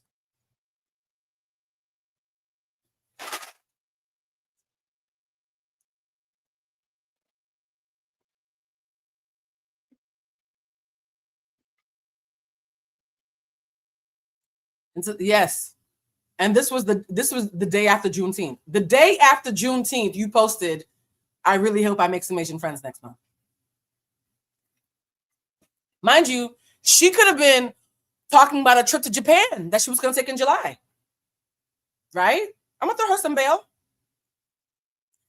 I just think it's really funny that the day after Juneteenth, you're thinking about making Asian friends and then decide to make a show called Southern Fried Rice. Is anybody else? Okay, I just allegedly. Somebody said, Lord, the embarrassment. How's this embarrassing? Because she said that we're lazy intellectuals, right? So my lazy ass did some digging last night since you want to call people names. I promise you nobody's doing a deep dive like this. What I do, I very specifically am the one who does this. No, nobody, and this is not me grandstanding. This is a matter of fact. Nobody does social commentary quite like I do it because tism, maybe, I don't know.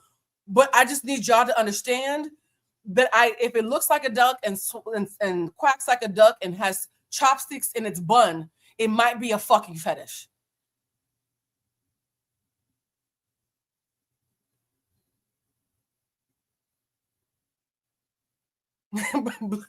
Blue took it personal.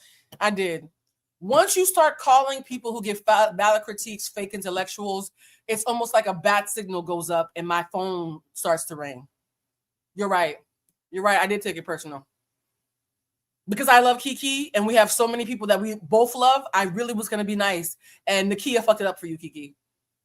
Kiki, if you're wondering why this is happening, blame Nakia. Stop fucking talking crazy to people who are trying to help you. Just because your shit sucks and you can't take feedback.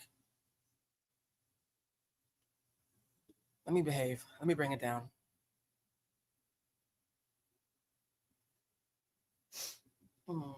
Somebody said old tweets. You know what the funny thing is? My old tweets just sound like me after eating an edible, so I don't have to take mine down. So when y'all are like, I wonder why is it a show about an HBCU, but like the main character is Asian? Why is that happening? And Nakia's like, well, you know, I went to an HBCU and I was focused on everything but the niggas. I went to an HBCU and I was just so fascinated by the Asians, and I hope I make an Asian friend next month. Fuck it. I'll just pretend to be an Asian by writing a protagonist who really is playing out all the shit that I wish I would have played out had I been exotic the way I lied about in 2010. Allegedly.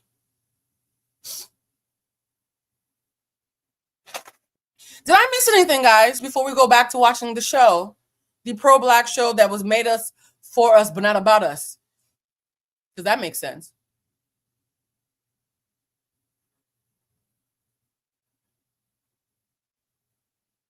It's like FUBU without the foo, right? Because FUBU, for those who don't understand the 90s and early, FUBU used to stand for us, by us. The foo is missing. It's not for us. It's by us. So you got the boo part. So Nakia, this is not FUBU. It's just boo, which is exactly what I thought when I kept on watching the episodes. Boo. Just boo. Not FUBU, just boo. Boo. Let's watch this masterpiece, guys. Let's watch this masterpiece that is so deep that our dumbasses couldn't keep up. Yes, the show is her fantasy. If Childish Gambino wrote a show about an Asian guy being allowed into Morehouse, we would immediately know what the fuck we were looking at. Yes? Somebody said the Fu is the Asian last name. Shut up, y'all. Just boo. Right?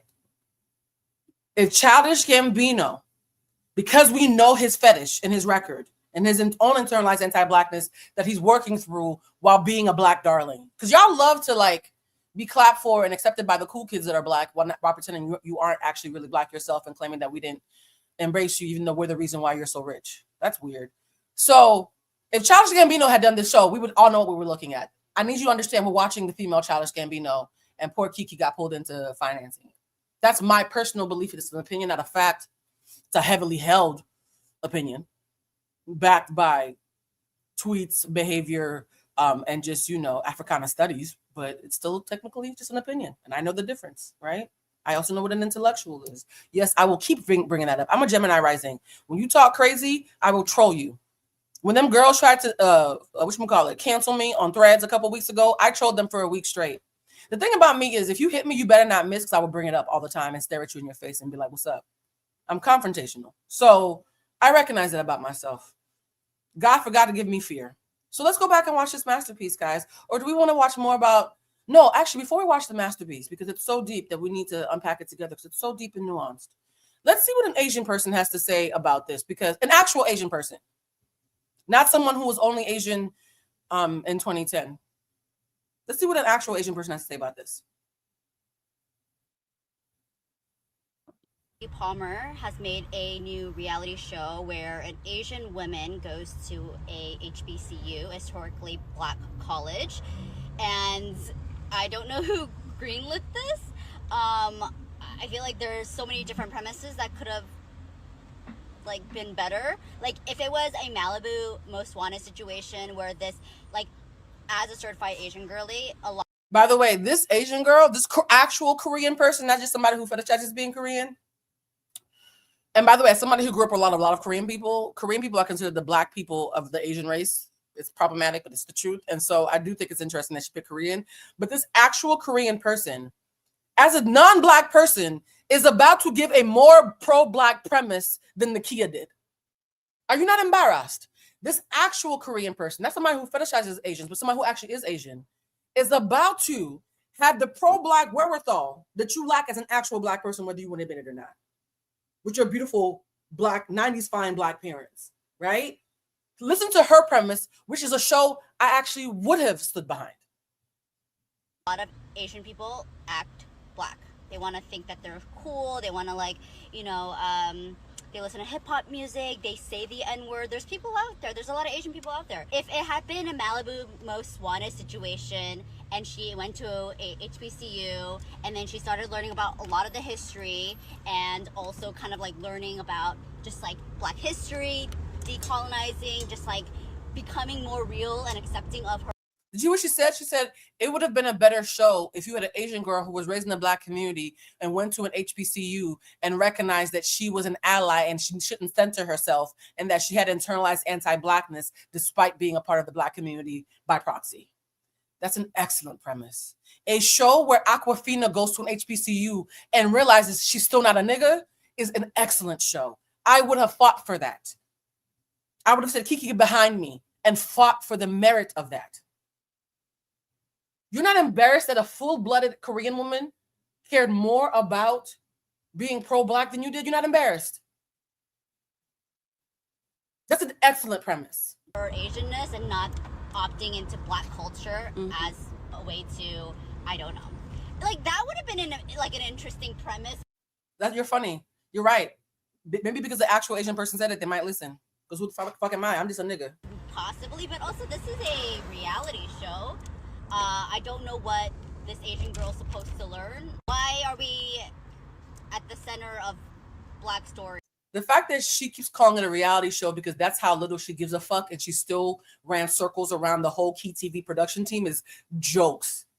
She knows so little about this show. She just saw it as an Asian person and said, nah, that's some bullshit. And off the top of her head, without even knowing what kind of show it was, still ran circles around the whole production company. In a sense, like it doesn't make sense at all. And like, can we let black people have something? Like, this is not. Can we let black people have something? The Korean woman who did not even watch the whole trailer and just heard the title and said, hell nah, is the one saying, can we let black people have something? Y'all not embarrassed. This is what I always say.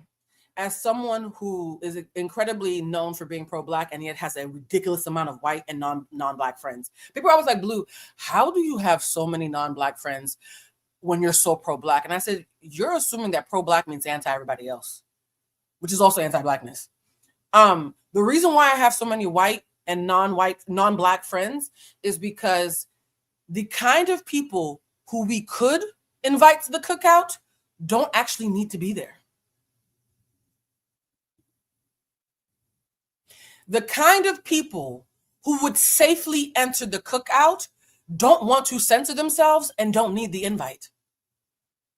If a white person, Asian person, etc. person can't appreciate without appropriating, can't be an ally without censoring themselves, they don't belong at the cookout.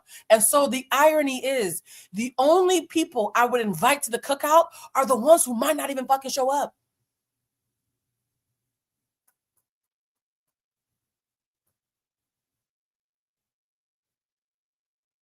Is that enough nuance? Is that enough nuance, Nakia? You were begging for nuance, and I took that personally. Is that enough nuance? The kind of Asian person that I would want to fuck with would not go to an HBCU and center herself.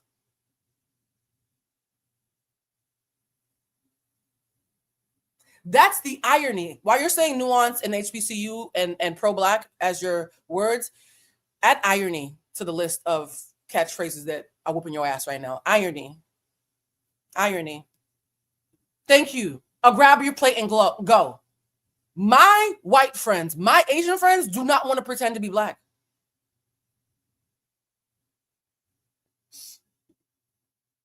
I'm in Boston, Massachusetts right now, where I grew up in a Black neighborhood, and my best friends growing up were an African-American girl named Ebony, a Haitian girl named Cynthia, and a fucking Vietnamese girl named Yen Ho. Shout out to Yen Ho.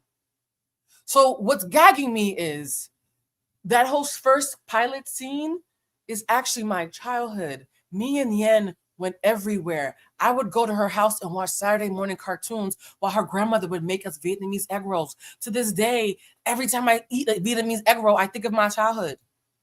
I actually grew up as a play cousin to an Asian person. And guess why I'm still not friends with her now? Because as we got older, Yen Ho started to act like not only she wanted to go to the barbecue, she acted like she wanted to run the grill. And I was like, ooh, I'm good. Love you, Yen. If you see this, shout out to you and the Black man you're probably married to now, right?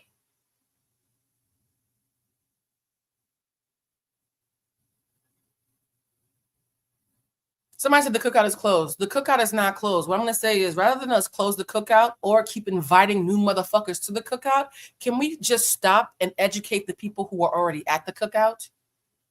Because you niggas are uneducated and keep letting people in from the back door.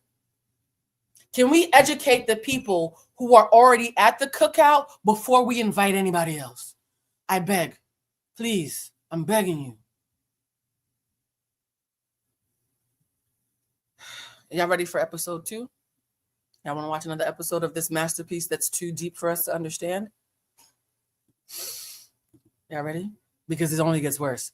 Because now I want to talk about the way they treat fat Black women, the way they treat plus-size women, dark-skinned women, racially unambiguous women. Because what's wild is watching episode 2 immediately makes me realize that Nakia is going to want to think that I'm just a fat Black hater. That's why I'm intellectually running circles around her, so she's inconvenienced by having to admit that maybe I make fucking sense. Seeing how Nakia writes women who look like me is why I have to go hard like this, so maybe she's forced to actually fucking listen. Because according to her, we're all dummies and bitter and mad that we're not exotic and popping. We don't pull niggas. We get made fun of. We get mocked. We get jumped by our friends because they picked the Asian girl they met yesterday over the bitch they grew up with. That's the storyline, by the way. That cute Black girl who's her roommate is in a room of people she grew up with. We've known her since we were kids, and they all jump her to defend the Asian girl. I know how you write bitches like me, Nakia, so it probably burns you that I'm the one who got you, huh? Well, let's put up the video. Let's see. Go to downloads. I didn't want to choose violence today, but y'all play people's faces too much. I'm a note here. Okay. I love you. I'm gonna let you. Okay. Come to me. Yes, Mom. So after the fat Black girl went, "You're Asian? Oh my God." She walked her mother to the car. That's where we left off, if you forgot. Okay, go. No, Okay, no more. I'm going. Girl, I'm gonna miss you so much. Girl, I'm just one call and 3 hours away. Okay. Thanks, Mom. I'm one call and 3 hours away at Walgreens, saving up to make up the money I just spent on that chain I gave you. And your response is, "Thanks, Mom," even though you know I am pregnant and want an abortion.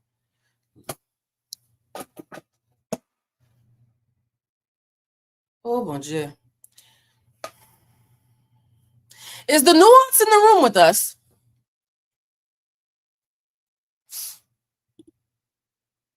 Farrah says, "Love you, Blue, but I'd rather watch K-drama and support." I love K-drama, by the way. You guys, what's wild is I live in Koreatown and watch K-dramas, and I still have never thought that I was Korean because I actually like being a Black person. She said, "Thanks, Mom," to her pregnant underage cousin who can't go to college and is going back to Walgreens. Nakia, you're never beating the allegations. Oh, shit. My bad. Oh. Love you, girl. I love you too, okay? Mm-hmm.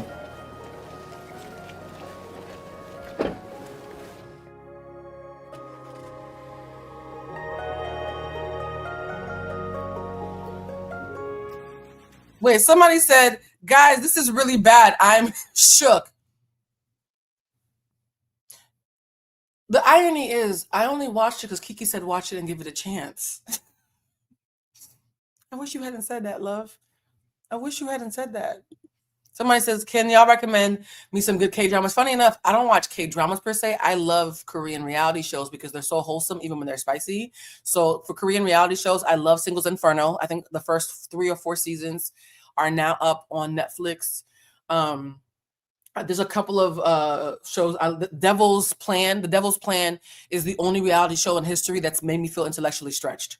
When I watch The Devil's Plan, it's like a smart, nerdy Asian reality show. I have to watch the directions portion 4 or 5 times to even understand the games they're playing. You guys are gonna find this funny. I like watching things that make me feel stupid because I walk around intellectually bored a lot. So when I watch something that really stretches me, I actually like feeling a little dumb and feeling stretched. My ego is not fragile enough where I have to be the smartest bitch in the room. So yeah, I would recommend Singles Inferno if you want to watch something fun and sexy. The Devil's Plan if you want to watch something smart and nerdy. But there's a whole list of Korean reality shows that I love to watch. Oh, Is She the Wolf is another weird but interesting one. But anyway, sorry. Back to this. Say, we're talking about Koreans. We might as well, right?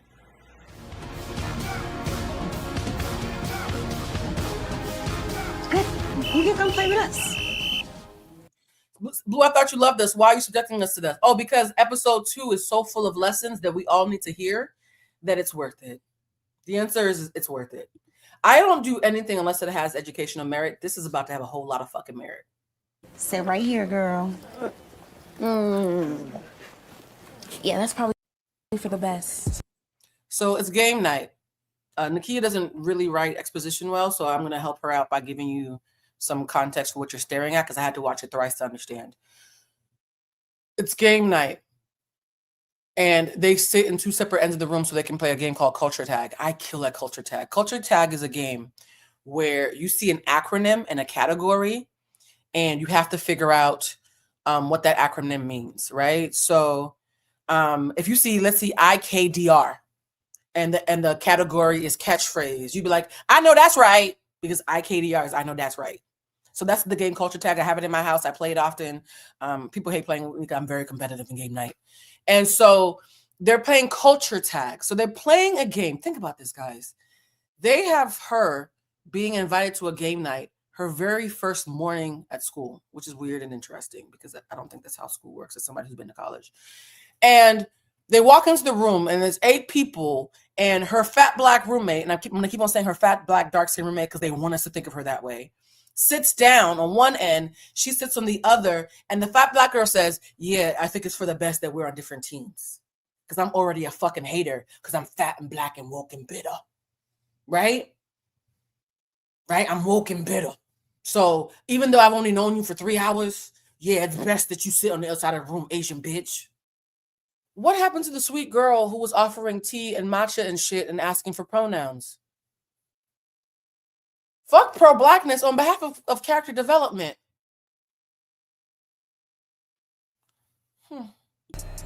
It's the winning team anyway. And the by the way, all the light-skinned people are kind. So the kind light-skinned girl says, this is the winning team anyways. Because I'm thin and lighter skinned, so I'm a good person. You guys, I'm not joking. You can literally trace the characters' personalities by looking at them. It's actually wild. The casting. You better be smart because I don't like to lose. And there goes Cordell. Now this part, for copyright reasons, I muted it. But this whole scene, this whole montage is the cool exotic versus fat Black hater scene. They're playing Culture Tag and they're playing different teams. And the fat Black girl is competitive and they're going back and forth. Bang, bang, bang, bang, bang. Right? And ooh, the Asian girl is having so much fun with all the light skins on her team and the one dark girl just for tokenism. Yeah, yeah, come on. Yes. Fun light skins. Fuck you, black woke bitch. And then there's a scene where the Asian girl, of course, because she has to, is going to beat the black girl at her own culture. She's going to answer a question on a game called Culture Tag better than the actual black person. And the black person's going to be bitter about it because black people are sore losers, especially when they're fat and black. No, I'm serious, guys. This is literally what happened. Yes. Yes. Oh, Culture Tag. And I'm gonna move the title so you can see, because clearly this might be a sponsor. Culture Tag. Yes. Culture. And so much fun. Music is playing. It was all cool until. Do I look like I was born yesterday? A head dog will holler. I'm not one of your little friends. So you see they're going back and forth with the blackisms? They have a fat black woman competing, literally competing with an Asian woman at an HBCU on a game about who understands black culture better. Y'all, I want to run out of this suite.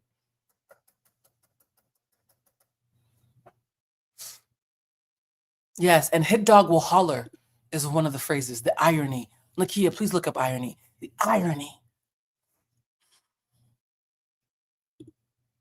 Diabolical. Y'all use that word a lot, but it makes sense here. So look, they even have a split screen. A black woke bitter girl versus sweet Asian girl with hoop earring. Oh, look at you and your little. The shots, by the way, the shots that they shoot are so anti-black. Oh my God. So none won't be none. I said what I said. No. I'm ready to get that one. No. And they're all applauding because the Asian girl said, I said what I said faster. Another round? You want another round? I'm proud. She's just another culture vulture. Whoa, big guy. You sound like you're a little frustrated and mad. Wait, so they clap for the girl winning, and the first thing the fat black girl says is, she's just another culture vulture. How we get here? I beg your pardon. How we get here?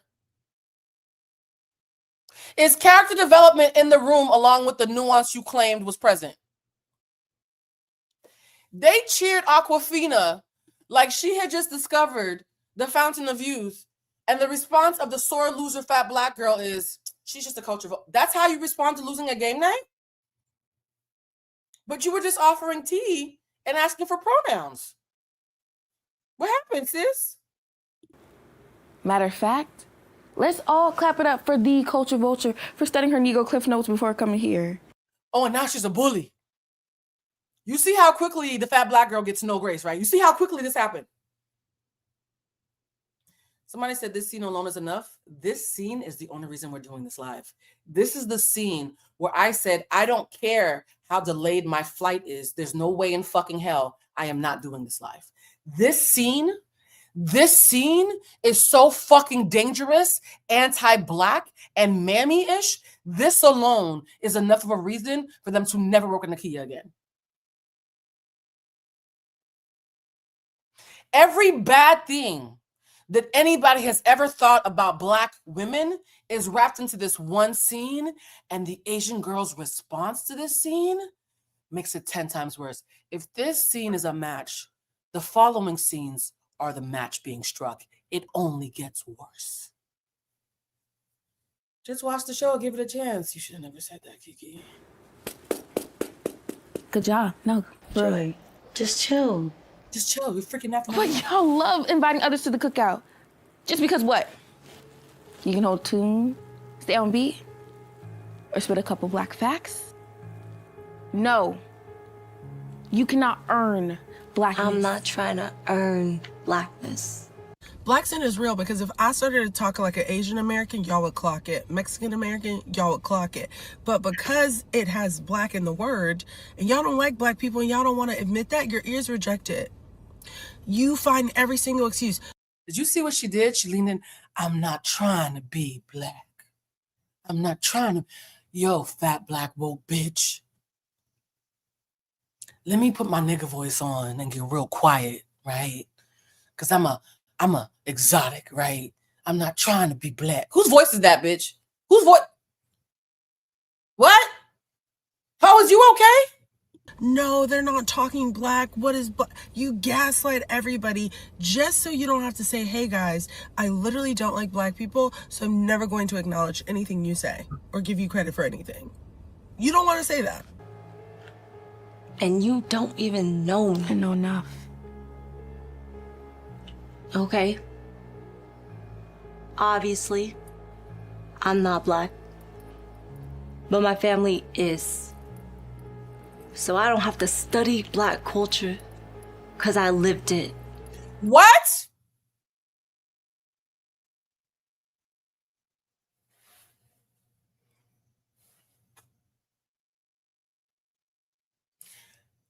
I don't have to study black culture because I lived it. Actual niggas have to study black culture. I want to leave. I want to leave my own life. I might have gotten too deep because now my blood pressure, where's my medication?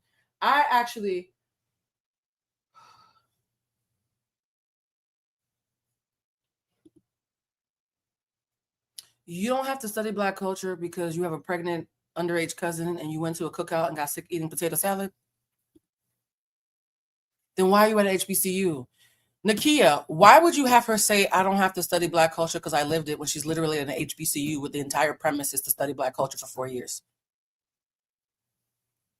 I'm not going to lie. This is the part, Nakia, where I started calling you names. But out of respect for you, because I think I've done enough, I'm not going to say them on camera. Kiki, you need a refund. Kiki, you need a refund. Yes, this is the Kiki show. Kiki, you need a refund. That girl owes you some money. You need a rebate. You got coupons or something? Something.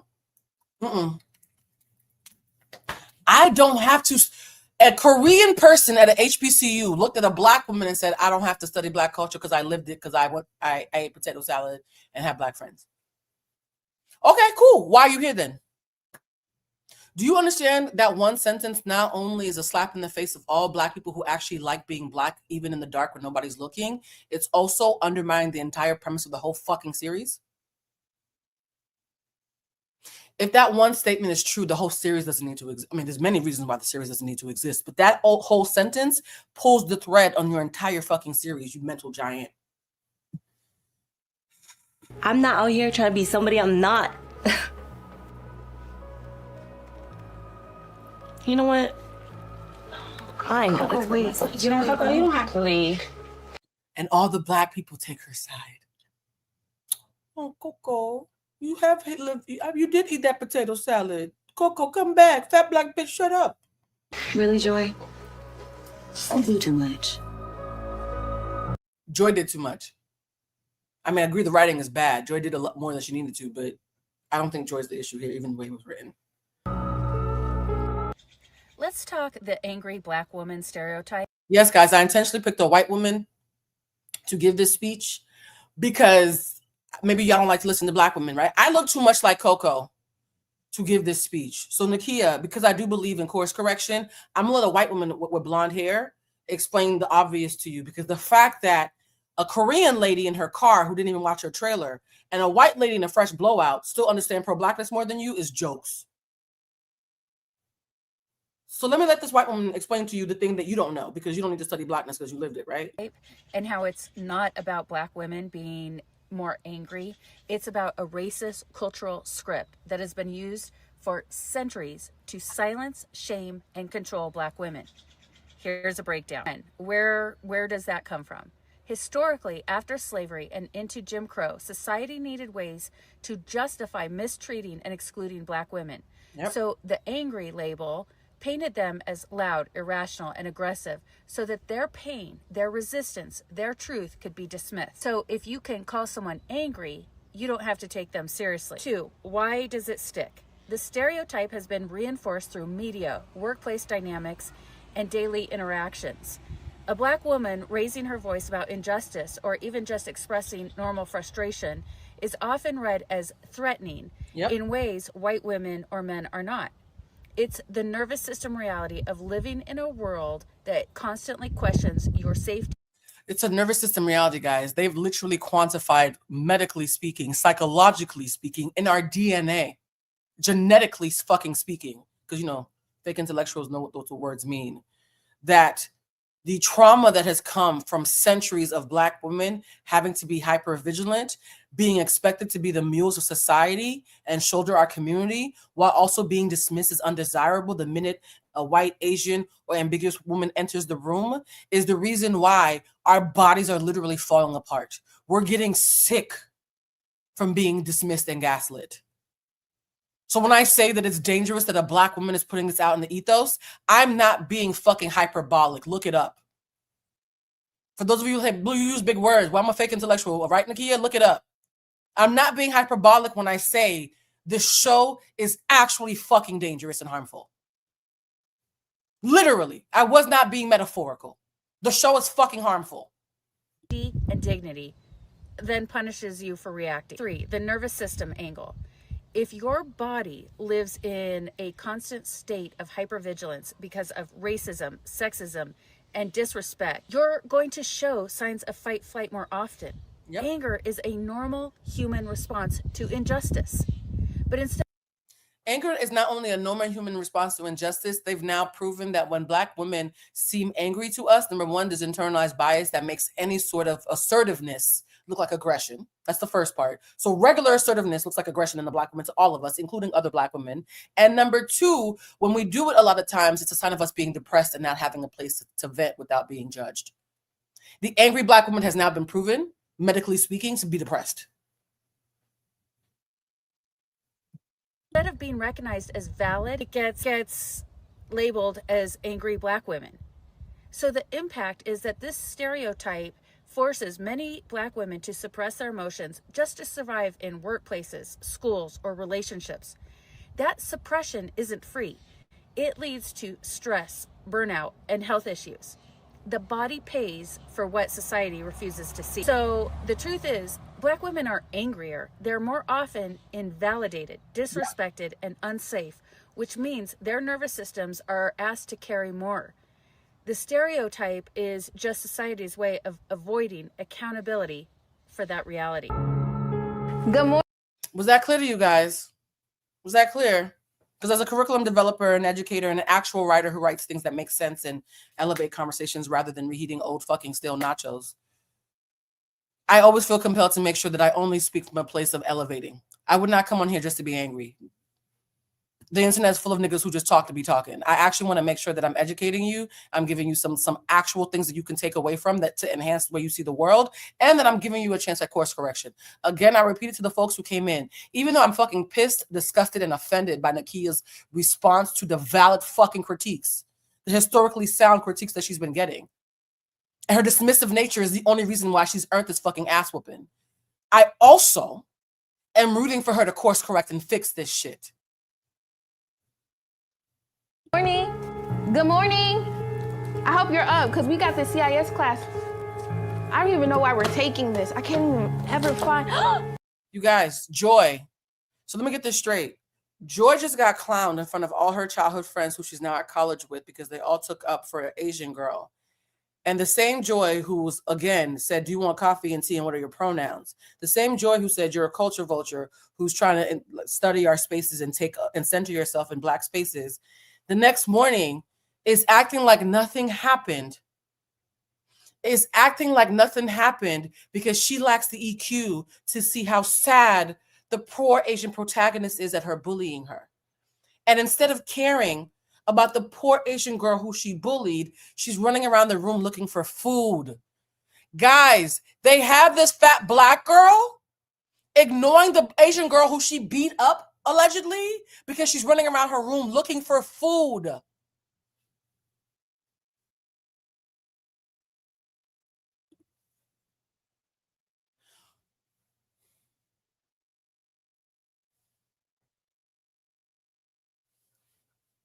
Nakia. I get it. You hate fat Black women. I get it. You hate Black women a little bit too, which means you hate yourself a little bit. But as a writer, baby, okay, The world is full of really brilliant anti-Black writers. So I know how to separate them, okay? I'm in Boston right now, visiting family. So I didn't grow up with street cred. I know what it's like to be a bougie nigga who's a token. So in some respects, I understand. As a writer, fuck Blackness for a second. As a writer, you didn't think that having the fat Black girl running around her room looking for food while the Asian girl was crying in a bonnet was lazy? Pretend you were a white man, or better yet, for your sake, pretend you were a Blasian girl, because that's what you want to be. You didn't think that that was just bad writing? No, seriously, you didn't think that was just bad writing? Like, fuck the other shit? You didn't think just writing as a writer to write? Well, I don't want to say writer to writer, I'm not sure. You didn't think that was just bad writing, friend? I said earlier, this is like a 90s sitcom that never aired, and so we don't have nostalgia making it hard for us to see how problematic it is. I actually think I take that back. I don't even think they would do this in the 90s. I'm not even sure they would even do this in the 90s. Textbooks? Okay, wait. I need my food. I need my food. I need my food. I need my food. Oh. Yes, my snacks. Okay. I'm fat, Black, and happy. I can go now. Where's this book? No. Oh, it was right here. Okay. No, I'll meet you there. Okay? Bye. I need my food. Bruh, this shit is painful.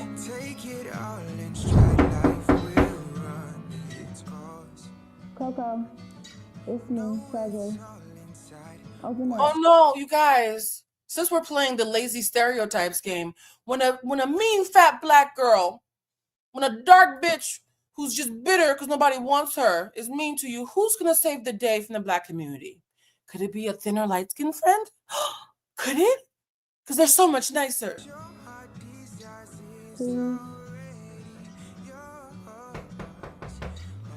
This is a masterpiece of anti-Blackness. This is a masterpiece of if you told somebody from Fox News, write the most anti-Black shit pretending to be entertainment that you could think of, they would probably hire Nakia as a showrunner, because I don't think I've ever seen anybody, not even Tyler Perry in his heyday, in his prime of problematic, be this good at showing how much they don't like themselves.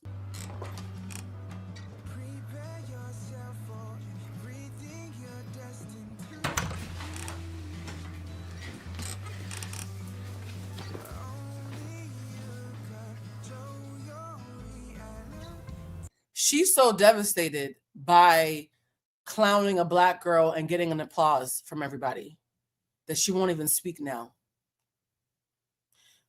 Did y'all see the fight that I saw? In the fight, the Black girl got clowned and everybody clapped for you. So why are you so devastated that you can't even speak and say hello? That's rude. How you feeling?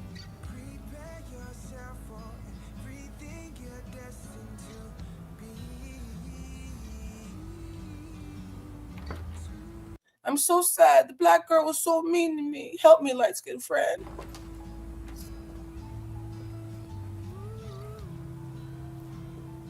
Look, I know that last night was a lot. And you're probably processing through all of the things.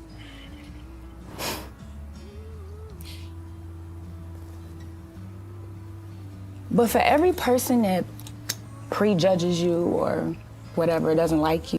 Prejudges you, you're actually Asian. Wait, what?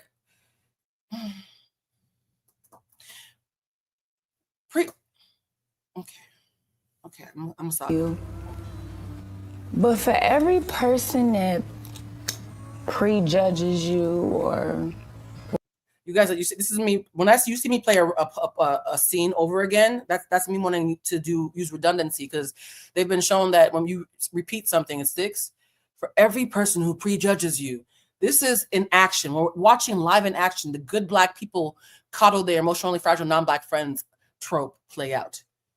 Every person with internalized anti-Blackness, whether they're Black or otherwise, right, feels like the good Blacks will center their emotional fragility over the fucking truth.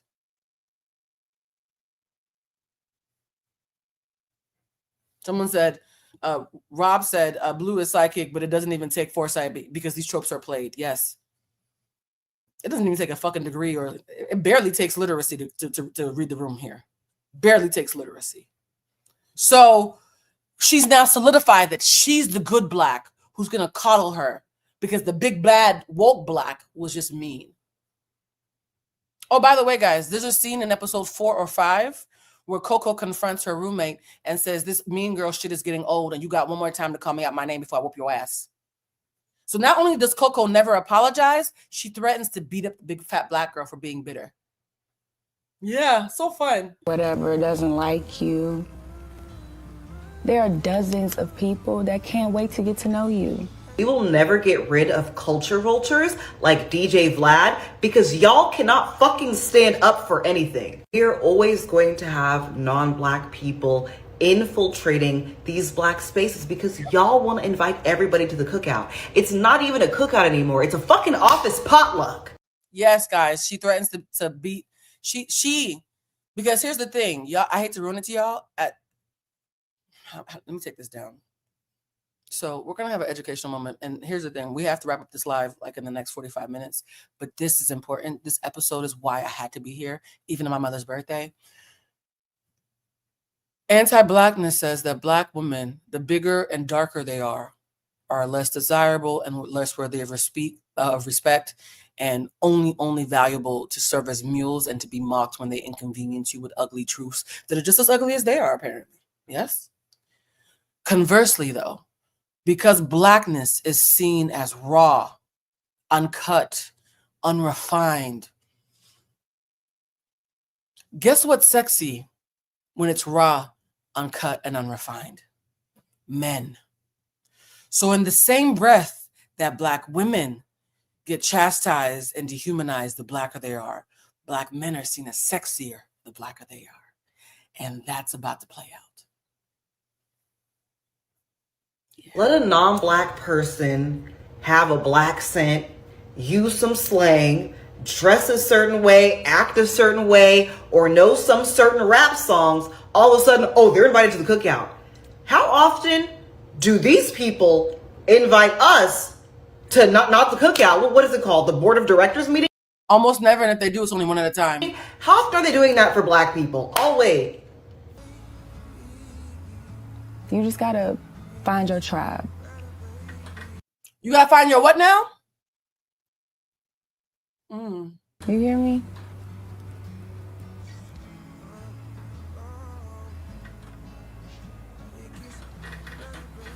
Trust me.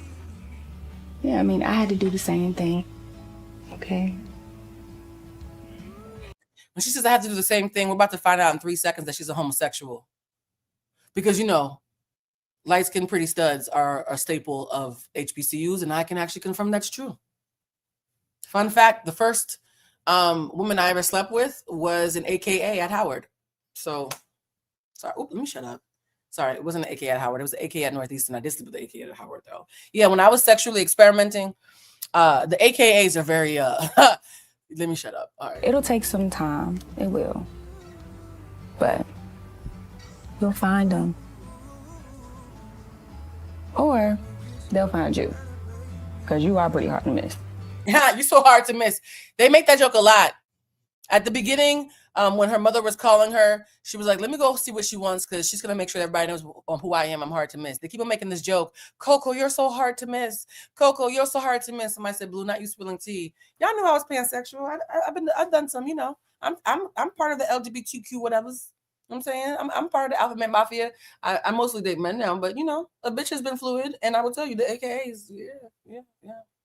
Shout out to the AKAs. I'm not going to make that noise, but I love y'all.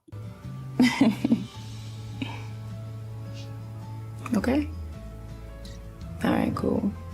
Now, you good?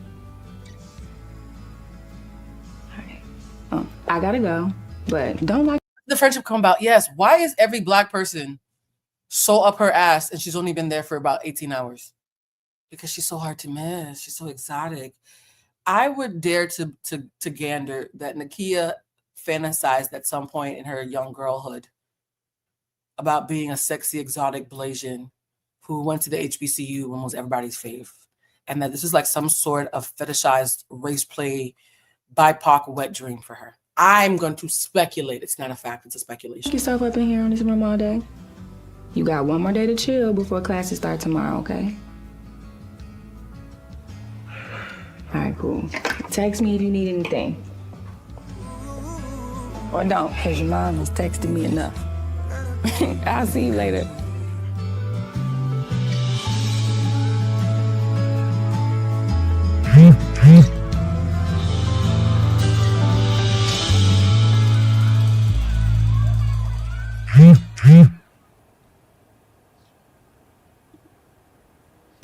So this girl gave her a 4-minute light-skinned apologist monologue about how fuck these niggas. Me and the light skins and the thinner people have your back. The thins, the light skins, and the sexy dark chocolate men, we all have your back. So fuck these fat black woke bitches. The girl says nothing. Not a thank you. Not a girl, thank you for having my... No, says nothing. Rude as fuck, by the way. Says nothing. And then gets up and says, all right, well, I've been absolved. Let's go back to being cosplaying as a black woman. I've been absolved. Yes, this is irresponsible. This is the definition of irresponsible programming. Hey, accountability. Back to being black. Do it for them dollars, do it for them ends. Do it right, do it. Y'all, come on. Y'all, this writing is a horror show. I feel like it's Halloween season and I am in a fun house of internalized anti-blackness, and everywhere I go, somebody's willing to yell jigaboo from behind the fucking glass. This is wild. I had to do this. Someone just said, Ms. Ami, who in the astrofuck possessed?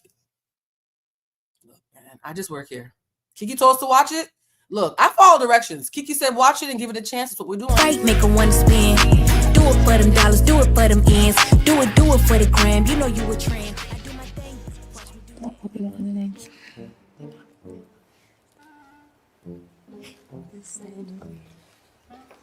Oh, by the way, people, white girls have discovered bonnets, so it's TikToking.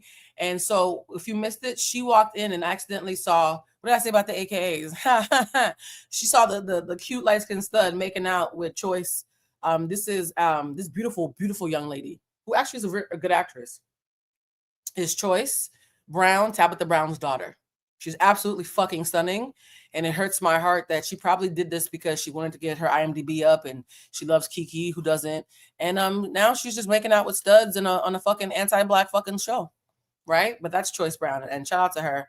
And shout out to Cordell, who also is going to show up more in this, because I love that Kiki give them a chance. Again, I just wish their chances weren't wasted here. Hey, Coco. I'm glad you're at your room. You feeling better? Yeah, I'm head to calf. Good. That'll be fun. Oh, this is Alex Morgan, our campus queen. You guys, do you see how music is used to, because I directed, oh, by the way, do you guys want to see the cringe, I won't say horrible because it had a fan following that still follows me, but I forgot, let me remove this. I have the distinction of being the first person to ever write or produce a Black lesbian web series based in Washington, D.C. It's a very small piece of history, but part of writing the first Black lesbian web series in DC is I did a show that had a cult following called Sky's the Limit. Shout out to anybody who's known me since 2010 who watched it. I recently found all the files. Do you guys want me to some point? Maybe I'll do it behind the wall. Actually, I won't do it for the public because I don't want that in public. Behind the members wall. For those of you who are members, it's in the you can join in the members chat. Do y'all want me to do a screening of my horrible, cringy? Because if I can tear apart this show, I can do it for my own shit. I think it'd be interesting. I'm not gonna, if I post them, we're gonna do it as a live and watch them together. I need to explain myself. I'm not just gonna post it. But yeah, I think we should do a movie night for the people who are in the members realm. And if you're a member, if you want to be a member, just go to the actually Flo will help you. Just hit join, you can be a member. And I think I want to watch it back through the lens of, was I as problematic as Nakia? Because I made my web series in 2010, and this feels like she wanted to make hers in 2010 and it got made in 2025. I wonder if I'm this problematic. I might be. Y'all are saying yes? Is that a real question? Yes. Okay, so we're gonna do a Sky's the Limit. Shout out to all the OG Sky's the Limit fans. We're gonna do a Sky's the Limit screening party. I'm gonna start in November. Starting in November because it's the holidays and we're all gonna be sitting around stuffed with turkey. We'll do like a weekly Sky's the Limit movie night. I think that would be fun. And also too, because I do know how to critique myself, guys. My ego's not fragile. Nakia's is because we're all dummies for saying the obvious. I will say this though, part of what happened when I ran my production company is I went to a lot of things that were happening in DC for people who are in the industry. This is tying back to the show, by the way, and to the scene in particular. And at the time that I had my production company, House of Cards was being filmed in Washington, DC, and was feeding, the way Tyler Perry feeds Atlanta, House of Cards was feeding DC in the early 2010s so well. And a lot of the actors who worked for me were also extras and background players at House of Cards. And so I ended up going to a director's conference that was being held by somebody who brought in some of the team from House of Cards. And it was a great director's workshop. Now, why am I sharing this? In the workshop, they said two things that forever changed my mind as somebody who enjoys and critiques film and to some degree has made productions. They said, number one, the more specific a story is, the more universal it becomes. When someone tells a granular, specific story that they think it's something that's only about them, it ironically becomes incredibly universal. And so it makes me sad that rather than fetishizing and playing out a fetish about being Blasian with Kiki's money, that Nakia didn't talk about what it was like being at a HBCU while still having internalized anti-Blackness. Had she been more honest and less clever, because you can't do both, had she been more honest and less clever and made a specific story about the pain that birthed this fucking dumpster fire, that probably would have ironically gotten the reception that she expected. She didn't expect the audience to be so fucking smart, which is why she ironically called us stupid. The second thing I learned in that director's workshop was the power of the score, SCOR, music. They played a scene, same scene, no deviations. And the only thing that was different about the scene was the music. In the first scene, they played comedy music, and suddenly the entire scene felt like something funny, like you were watching Friends with a laugh track. They played the exact same scene with menacing horror music, and suddenly everything they said felt like they were about to murder each other. Then they played the scene with really, really sentimental music, and suddenly everything they said sounded deep. That changed my fucking life in the way as somebody who loves film, because I realized how much music is used to manipulate, even when the scene is a fucking copy and paste. Why am I bringing that up now? Have you noticed that every time it's a fat Black girl, the music is menacing or hood, but every time the light skins are being welcoming, suddenly it's comedic and light and fun, and we're watching a comedy. Have you noticed that? Have you noticed who gets what music? And Kiki's and her team have been in this industry for if I know that as somebody who had a fledgling production company from 2010 to 2015, right? If somebody like me who hasn't had a production company in over a decade remembers that, what do you think a vet who's been in the industry 90% of her life knows? Even the music is anti-Black, guys. Even the fucking music. Sorry, my bad. I'm a fake intellectual. So let's go back to watching this. That's right. Pun intended. Miss Wright University. It's good to meet you. How are your first few days on campus? You ever seen that meme where the dog is sitting calmly at the table and everything around him is in flames?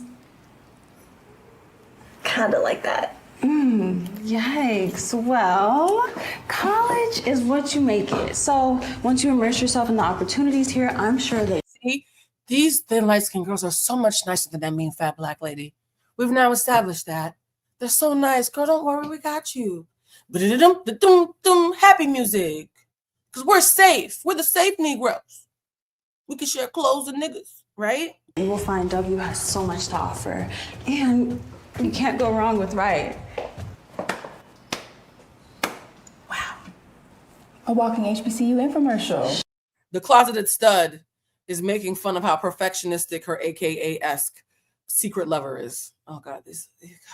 Mind you, this is accurate. I will throw her some bell. This is accurate. As somebody who lived only a 3-block walk from Howard University for about 7 years, pretty studs fucking on AKAs and being annoyed that they're out the closet is very, actually, Nakia, you actually nailed this. This is the one thing I'm I'm gonna shoot you some bill. You nailed this. Shut up, treasure.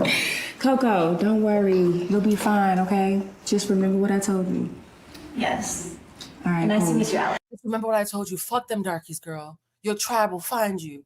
And I mean us, the nice Negroes. Same, Coco. I'm sure I'll see you around. Mm-hmm. Kind of hard to miss. Embrace that shit. See you later.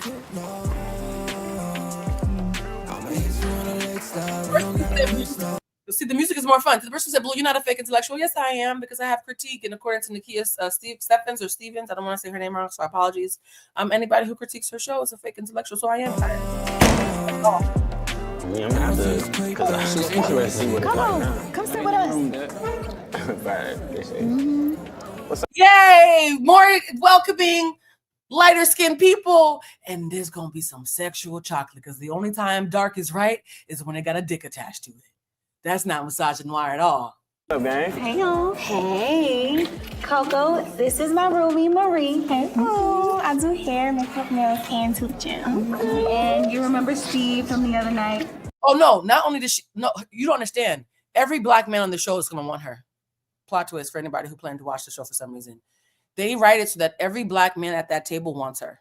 Every black man at that table is going to look at her and be like, look at my Nubian queen. Including Cordell. Yo.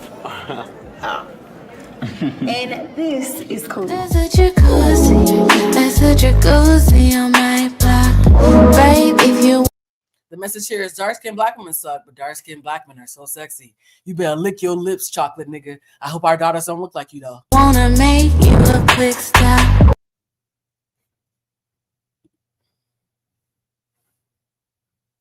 Class.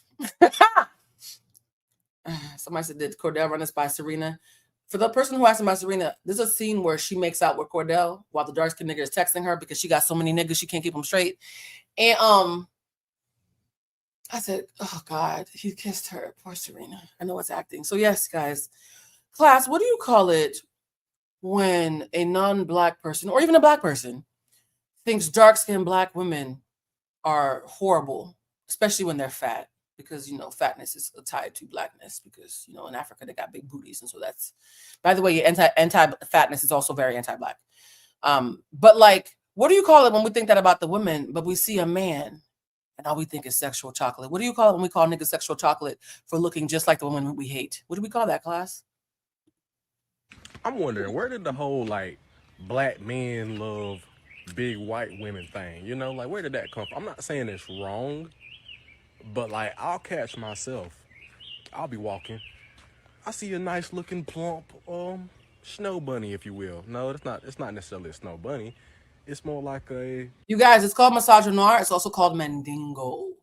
The archetype of the black man who we applaud for looking like the black women we mock is mandingos.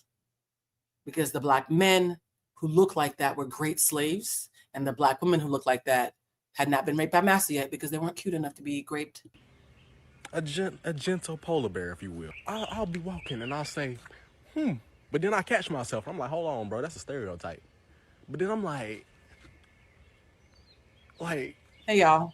Where did that, is it mandingos? Yes. Is it from back in the day where, like, brothers was trying to get with massa wife? Yes. Hi, Auntie Bev here with another word to help you build your vocabulary. The word is mandingo. I hope y'all appreciate the hours. I spend about 6 hours doing prep for these lives. Most people go on live, run their mouth, barely tweet, Google anything, keep it moving. I spend hours sourcing material and then editing video for y'all. And I hope y'all appreciate that because I didn't go to bed till 3 a.m. doing this for y'all. Just saying. And we love her. She's going to explain mandingo for those of you who aren't aware. It's a noun. A mandingo is a word invented by white slave owners to describe enslaved black men. When enslaved black men would be put on the auction block, the mandingos would be promoted for their physical strength, agility, and... Yeah, they look good, huh? When a slave master saw a nigga who looked like that, all they thought was money. The gag is mandingo is actually steeped in capitalism. Seeing black men who are dark-skinned as sexual chocolate, while chocolate girls are considered mannish, undesirable, and ugly, comes down to actual fucking capitalism, guys. Because you can sell a buck, right? A buck like that will make some good other slaves. But you can't do anything with a fat black bitch. Capitalism. It's always at the crux of all this. Breeding ability. Even after slavery ended, the word mandingo continued to follow black men, and it was a stereotype of being highly sexual and preying after innocent white women. And by the way, here's the problem about internalized anti-blackness. First, the mandingos were sexually assaulted and used as bucks, but then the mandingos, what do I always say? Black men and white women have one thing in common. They're both bitter that they're in second place unless they get therapy and read some books. And so because white women were second place to white men because they were white but not men, and black men were second place because they were men but not white, a lot of the mandingo that was meant to be demoralizing became a sexual fetish for black men and white women. They liked fucking on each other as second place contestants in the game of racism. And so for black men, it was like, fuck, I'm gonna stick it to the white man because I took his bitch. And for white women, it was like, I'm gonna stick it to my husband because I found a man who's more masculine than him. And so a lot of times when you see these NFL relationships of these big black bucks, because the NFL is the modern day's fucking plantation, and they always have a white girlfriend and a mixed race child, it's quite literally mandingo at play. How's that for fake fucking intellectual, Nakia? But go off though. Make Cordell kiss that Asian girl because God forbid she be black. Legal authority was given to white mobs. Oh yeah, I meant to say Quincy Jones admitted this, by the way. So this is, I've said this on several lives. Quincy Jones, before he passed away, admitted that him and Richard Pryor and several other, and Sidney Poitier, were fucking on white women to spite white men, even if they didn't love them, which is why a lot of them got divorces. He admitted that in the 60s and 70s and 50s and whatnot, black men who became rich would intentionally go after white women to spite white men. He admitted it. So I'm not making it up. Google it. Militias to hunt down, torture, and kill the mandingos for the good of the public. I can give you what you need. What's up, beautiful? Nice to meet you.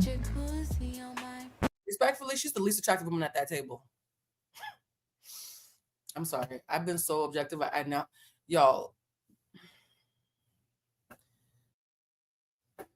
Let me shut up. You good? Last night was kind of wild. Yeah, I'm good. Don't pay Joy no mind. She can be a little weird. Don't pay Joy no mind. She's weird. They're now bonding over the fat black girl. She's not even in the room and y'all can't leave her out your mouth. She's not even in the room. Masterclass in fake intellectual. Well played, Vicious. I appreciate you. Joy's not even in the room and they're already talking shit about her. They're bonding. The fact that the Asian girl is bonding with the thinner and lighter black people who she just met 36, I'm giving her some bail, maybe 24 to 36 hours ago. They're bonding over making fun of the fat black girl.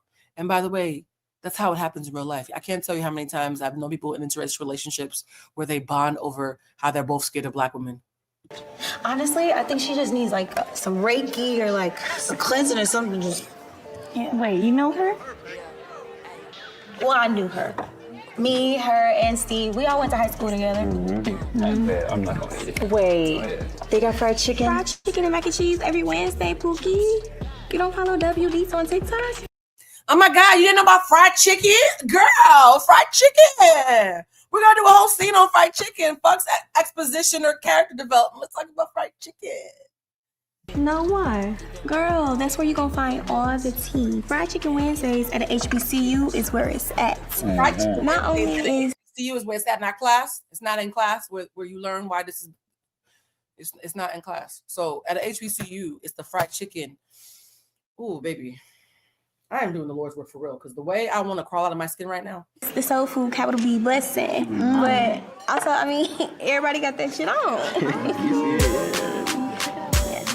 And at HBCU, we all got that shit on. Fuck education. We came here to fuck and fetishize and eat fried chicken and talk to niggas.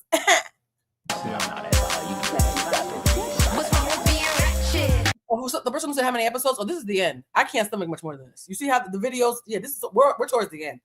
I got places to be, but I need you to understand how much if I had said what I'm saying without showing this, you would have thought that I was downplaying it when making it worse. When in reality, I'm kind of being nice because I actually could say a lot worse. And there's some things that I've swallowed during this live that I want to say that I won't. To sell, my bitches get static for the records that they sell. Calling me a sinner, you can go to hell, man. This pussy so good, it's what we finna.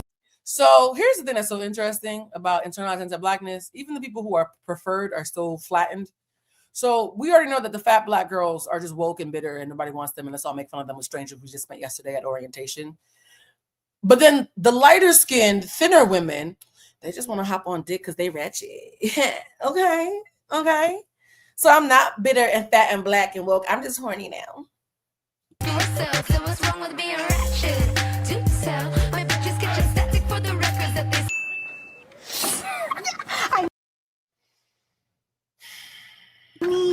To hoe or not to hoe.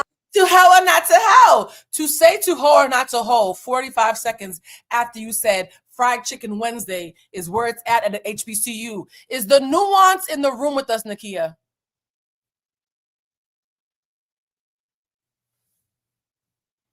I really wish you hadn't posted that tweet because I would have been so much nicer.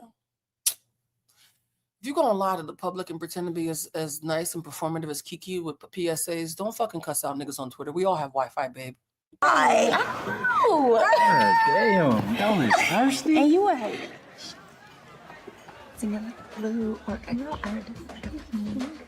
Hey, there go your big. Thank you. I love y'all so much. Fat black girls, fat dark-skinned black girls are mammies, and the thin, lighter ones are Jezebels, guys. Like when I tell you if you were playing bingo, the entire card would be full right now. Somebody just yelled bingo. Look at that. Bingo. The entire card is full. We filled the entire card. Mind you, guys, this is only the first 2 episodes of like 7 or 8. It gets worse. I can't subject myself to it, but it gets worse. Bro. I mean, look at the couple goals. That's your brother? Half brother. Black people don't do that half brother, half sister shit. He either your brother or he ain't. Then he not my brother. Black people, she's right. Black people don't do the half brother, half sister shit. She's your brother, she ain't. And that includes if they're Asian. Hey, y'all ain't ready for that heat. Y'all ain't ready for the tiger. Y'all ain't ready. And she's already down. Girl, you only been here 27 minutes, but come on, let's all sing our theme song. When did you learn it though? You just got here. Y'all ain't ready for the tiger. Y'all ain't ready for the y'all ain't ready for the tiger. Hey, y'all ain't ready for the. If there's one thing that we are gonna do is in the educational space is dance like Young Jock and talk about fried chicken and dick. Tiger. We have our first scrimmage this coming Saturday. I need to see all of y'all out there showing that Tiger. No, I do not. Don't hate watch. This is one watch. The reason why, because if you run her numbers up, she's gonna keep on doing these. The reason why I'm doing this is because I don't want y'all to hate watch. I'd rather show it to you on this platform, have an intelligent dialogue, than have you all run a hate watch and have her do another one of these. Please don't hate watch. Child. Tiger. Pride.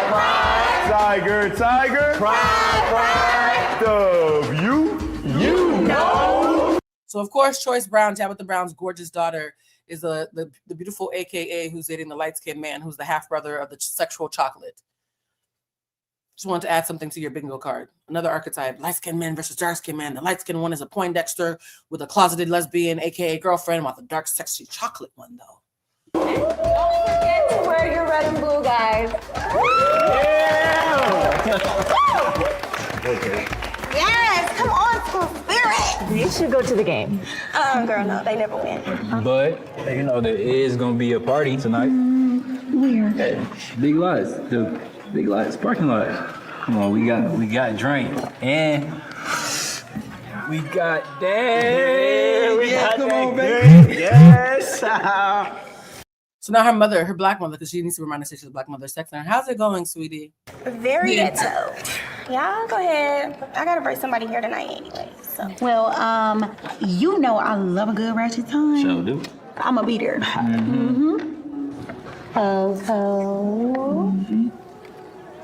I got an early class tomorrow. So the black people say, hey, girl, let's party and be ratchet. Fuck school. She says, no, I'm still Asian. Let's be responsible and steady. So, man, if you don't set a couple alarms or something, like, come on. Girl, Like, come on. Just one we gotta go. one little big night. We're gonna be right there. Fine.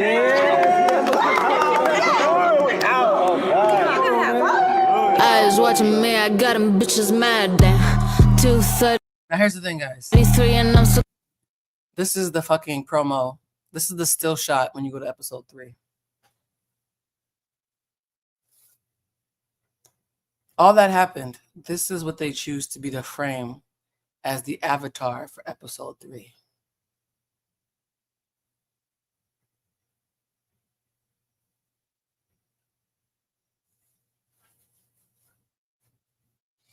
In episode 3, she goes to her room and she's hanging out with her friends. Mind you, these are all people who said that they grew up with the chocolate girl, but they chose an Asian girl they just met yesterday. She's hanging out with them, and chocolate girl is being Joy, is her name, is being a hater and being mad and fat and black in the corner. And they almost get into a fist fight. All the skinnier light skin stop them from fighting. Coco is trying to be fun, but this girl is just bitter. And then Coco starts taking classes. In the classes, when Coco's taking the classes, while she's there, there's a class about cultural identity. And Coco asked a basic bitch question about like, yo, Black culture is so amazing. Why do we have to wait till we're in college to join it, to learn about it, right? Why don't we learn about Black culture earlier? You just told us in a previous scene that you don't even need to learn. So I don't understand the question. And the teacher is so impressed by Coco asking this basic bitch fucking question. She asked Coco and another Black girl to stay behind after class and says, Coco, I've never seen a student be this so deep on day one. And you're so fucking deep, I'm going to give you an invitation to a secret society of Blacks.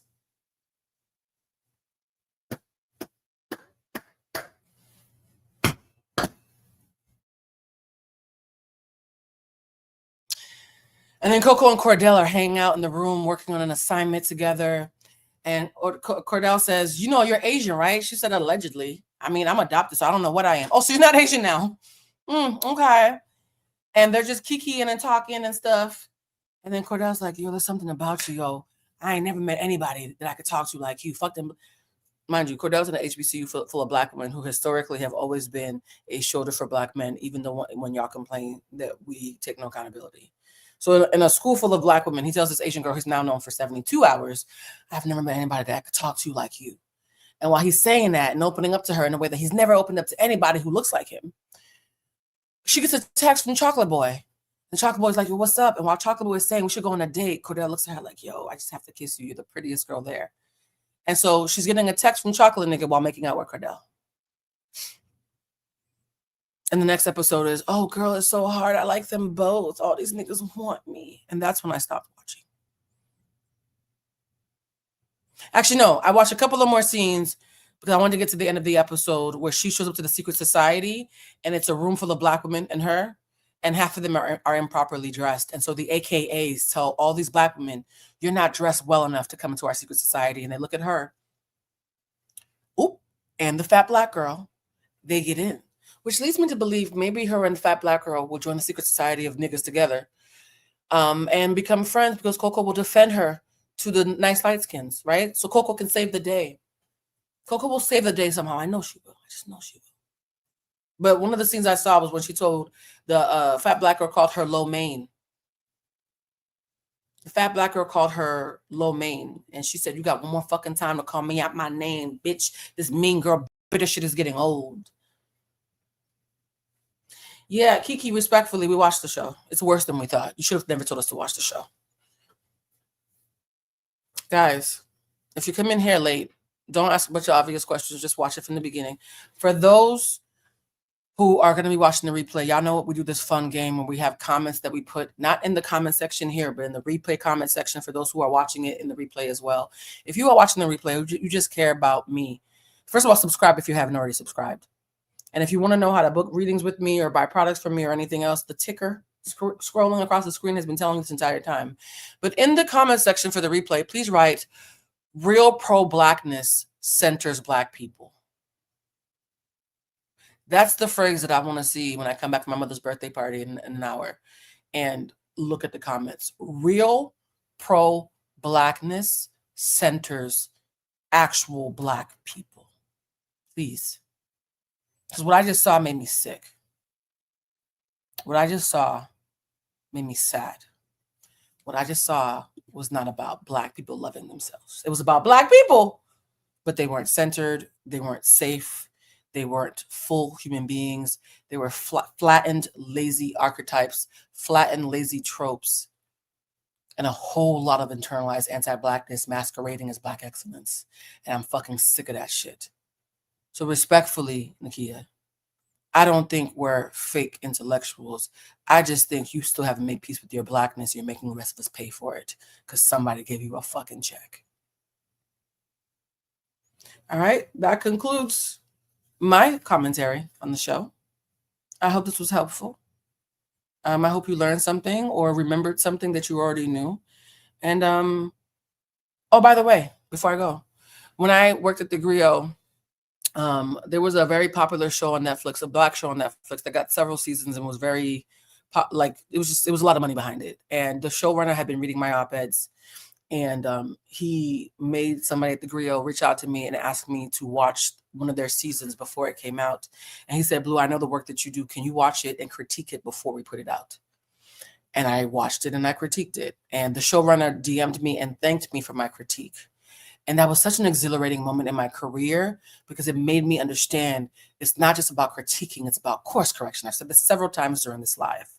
And so if anybody at KeyTV who is not too fragile to hear the truth, the objective, historically accurate, well-founded, fucking actually pro-Black truth, wants to reach out, I'm thinking about making that a service of some sort. To if there's any creative out there with a budget, I don't work for free. Respectfully, I'm not a Black mule. I'm not a mammy. I'm not going to work for free. I've done enough free labor today. But there's somebody who has a project and a budget who wants a cultural critic who can proactively point out the blind spots before you put it out and become irresponsible. Let me know. It's a service I did when I was working at the Griot. It's a service that I feel like maybe might be needed right now. I have to figure out how to make it more official. But I do wish that someone like me, it didn't have to be me, but I wish that somebody like me who just knew better and cared enough had been in that writer's room at the production team on set to flag this before I made it. And that's what saddens me is you had all those cooks in the kitchen and nobody made anything worth consuming. All right, love y'all. I gotta go. Subscribe if you haven't already subscribed. Share this with a friend. Share this widely because this is the conversation that I was waiting to happen that I didn't see, which is why I did it myself. Until next time. Oh, and to the members, I owe y'all a members live. I'll conceive of what it is, but let me get to my mother's birthday party first. All right. All right. Bye, family. Love y'all. Bye.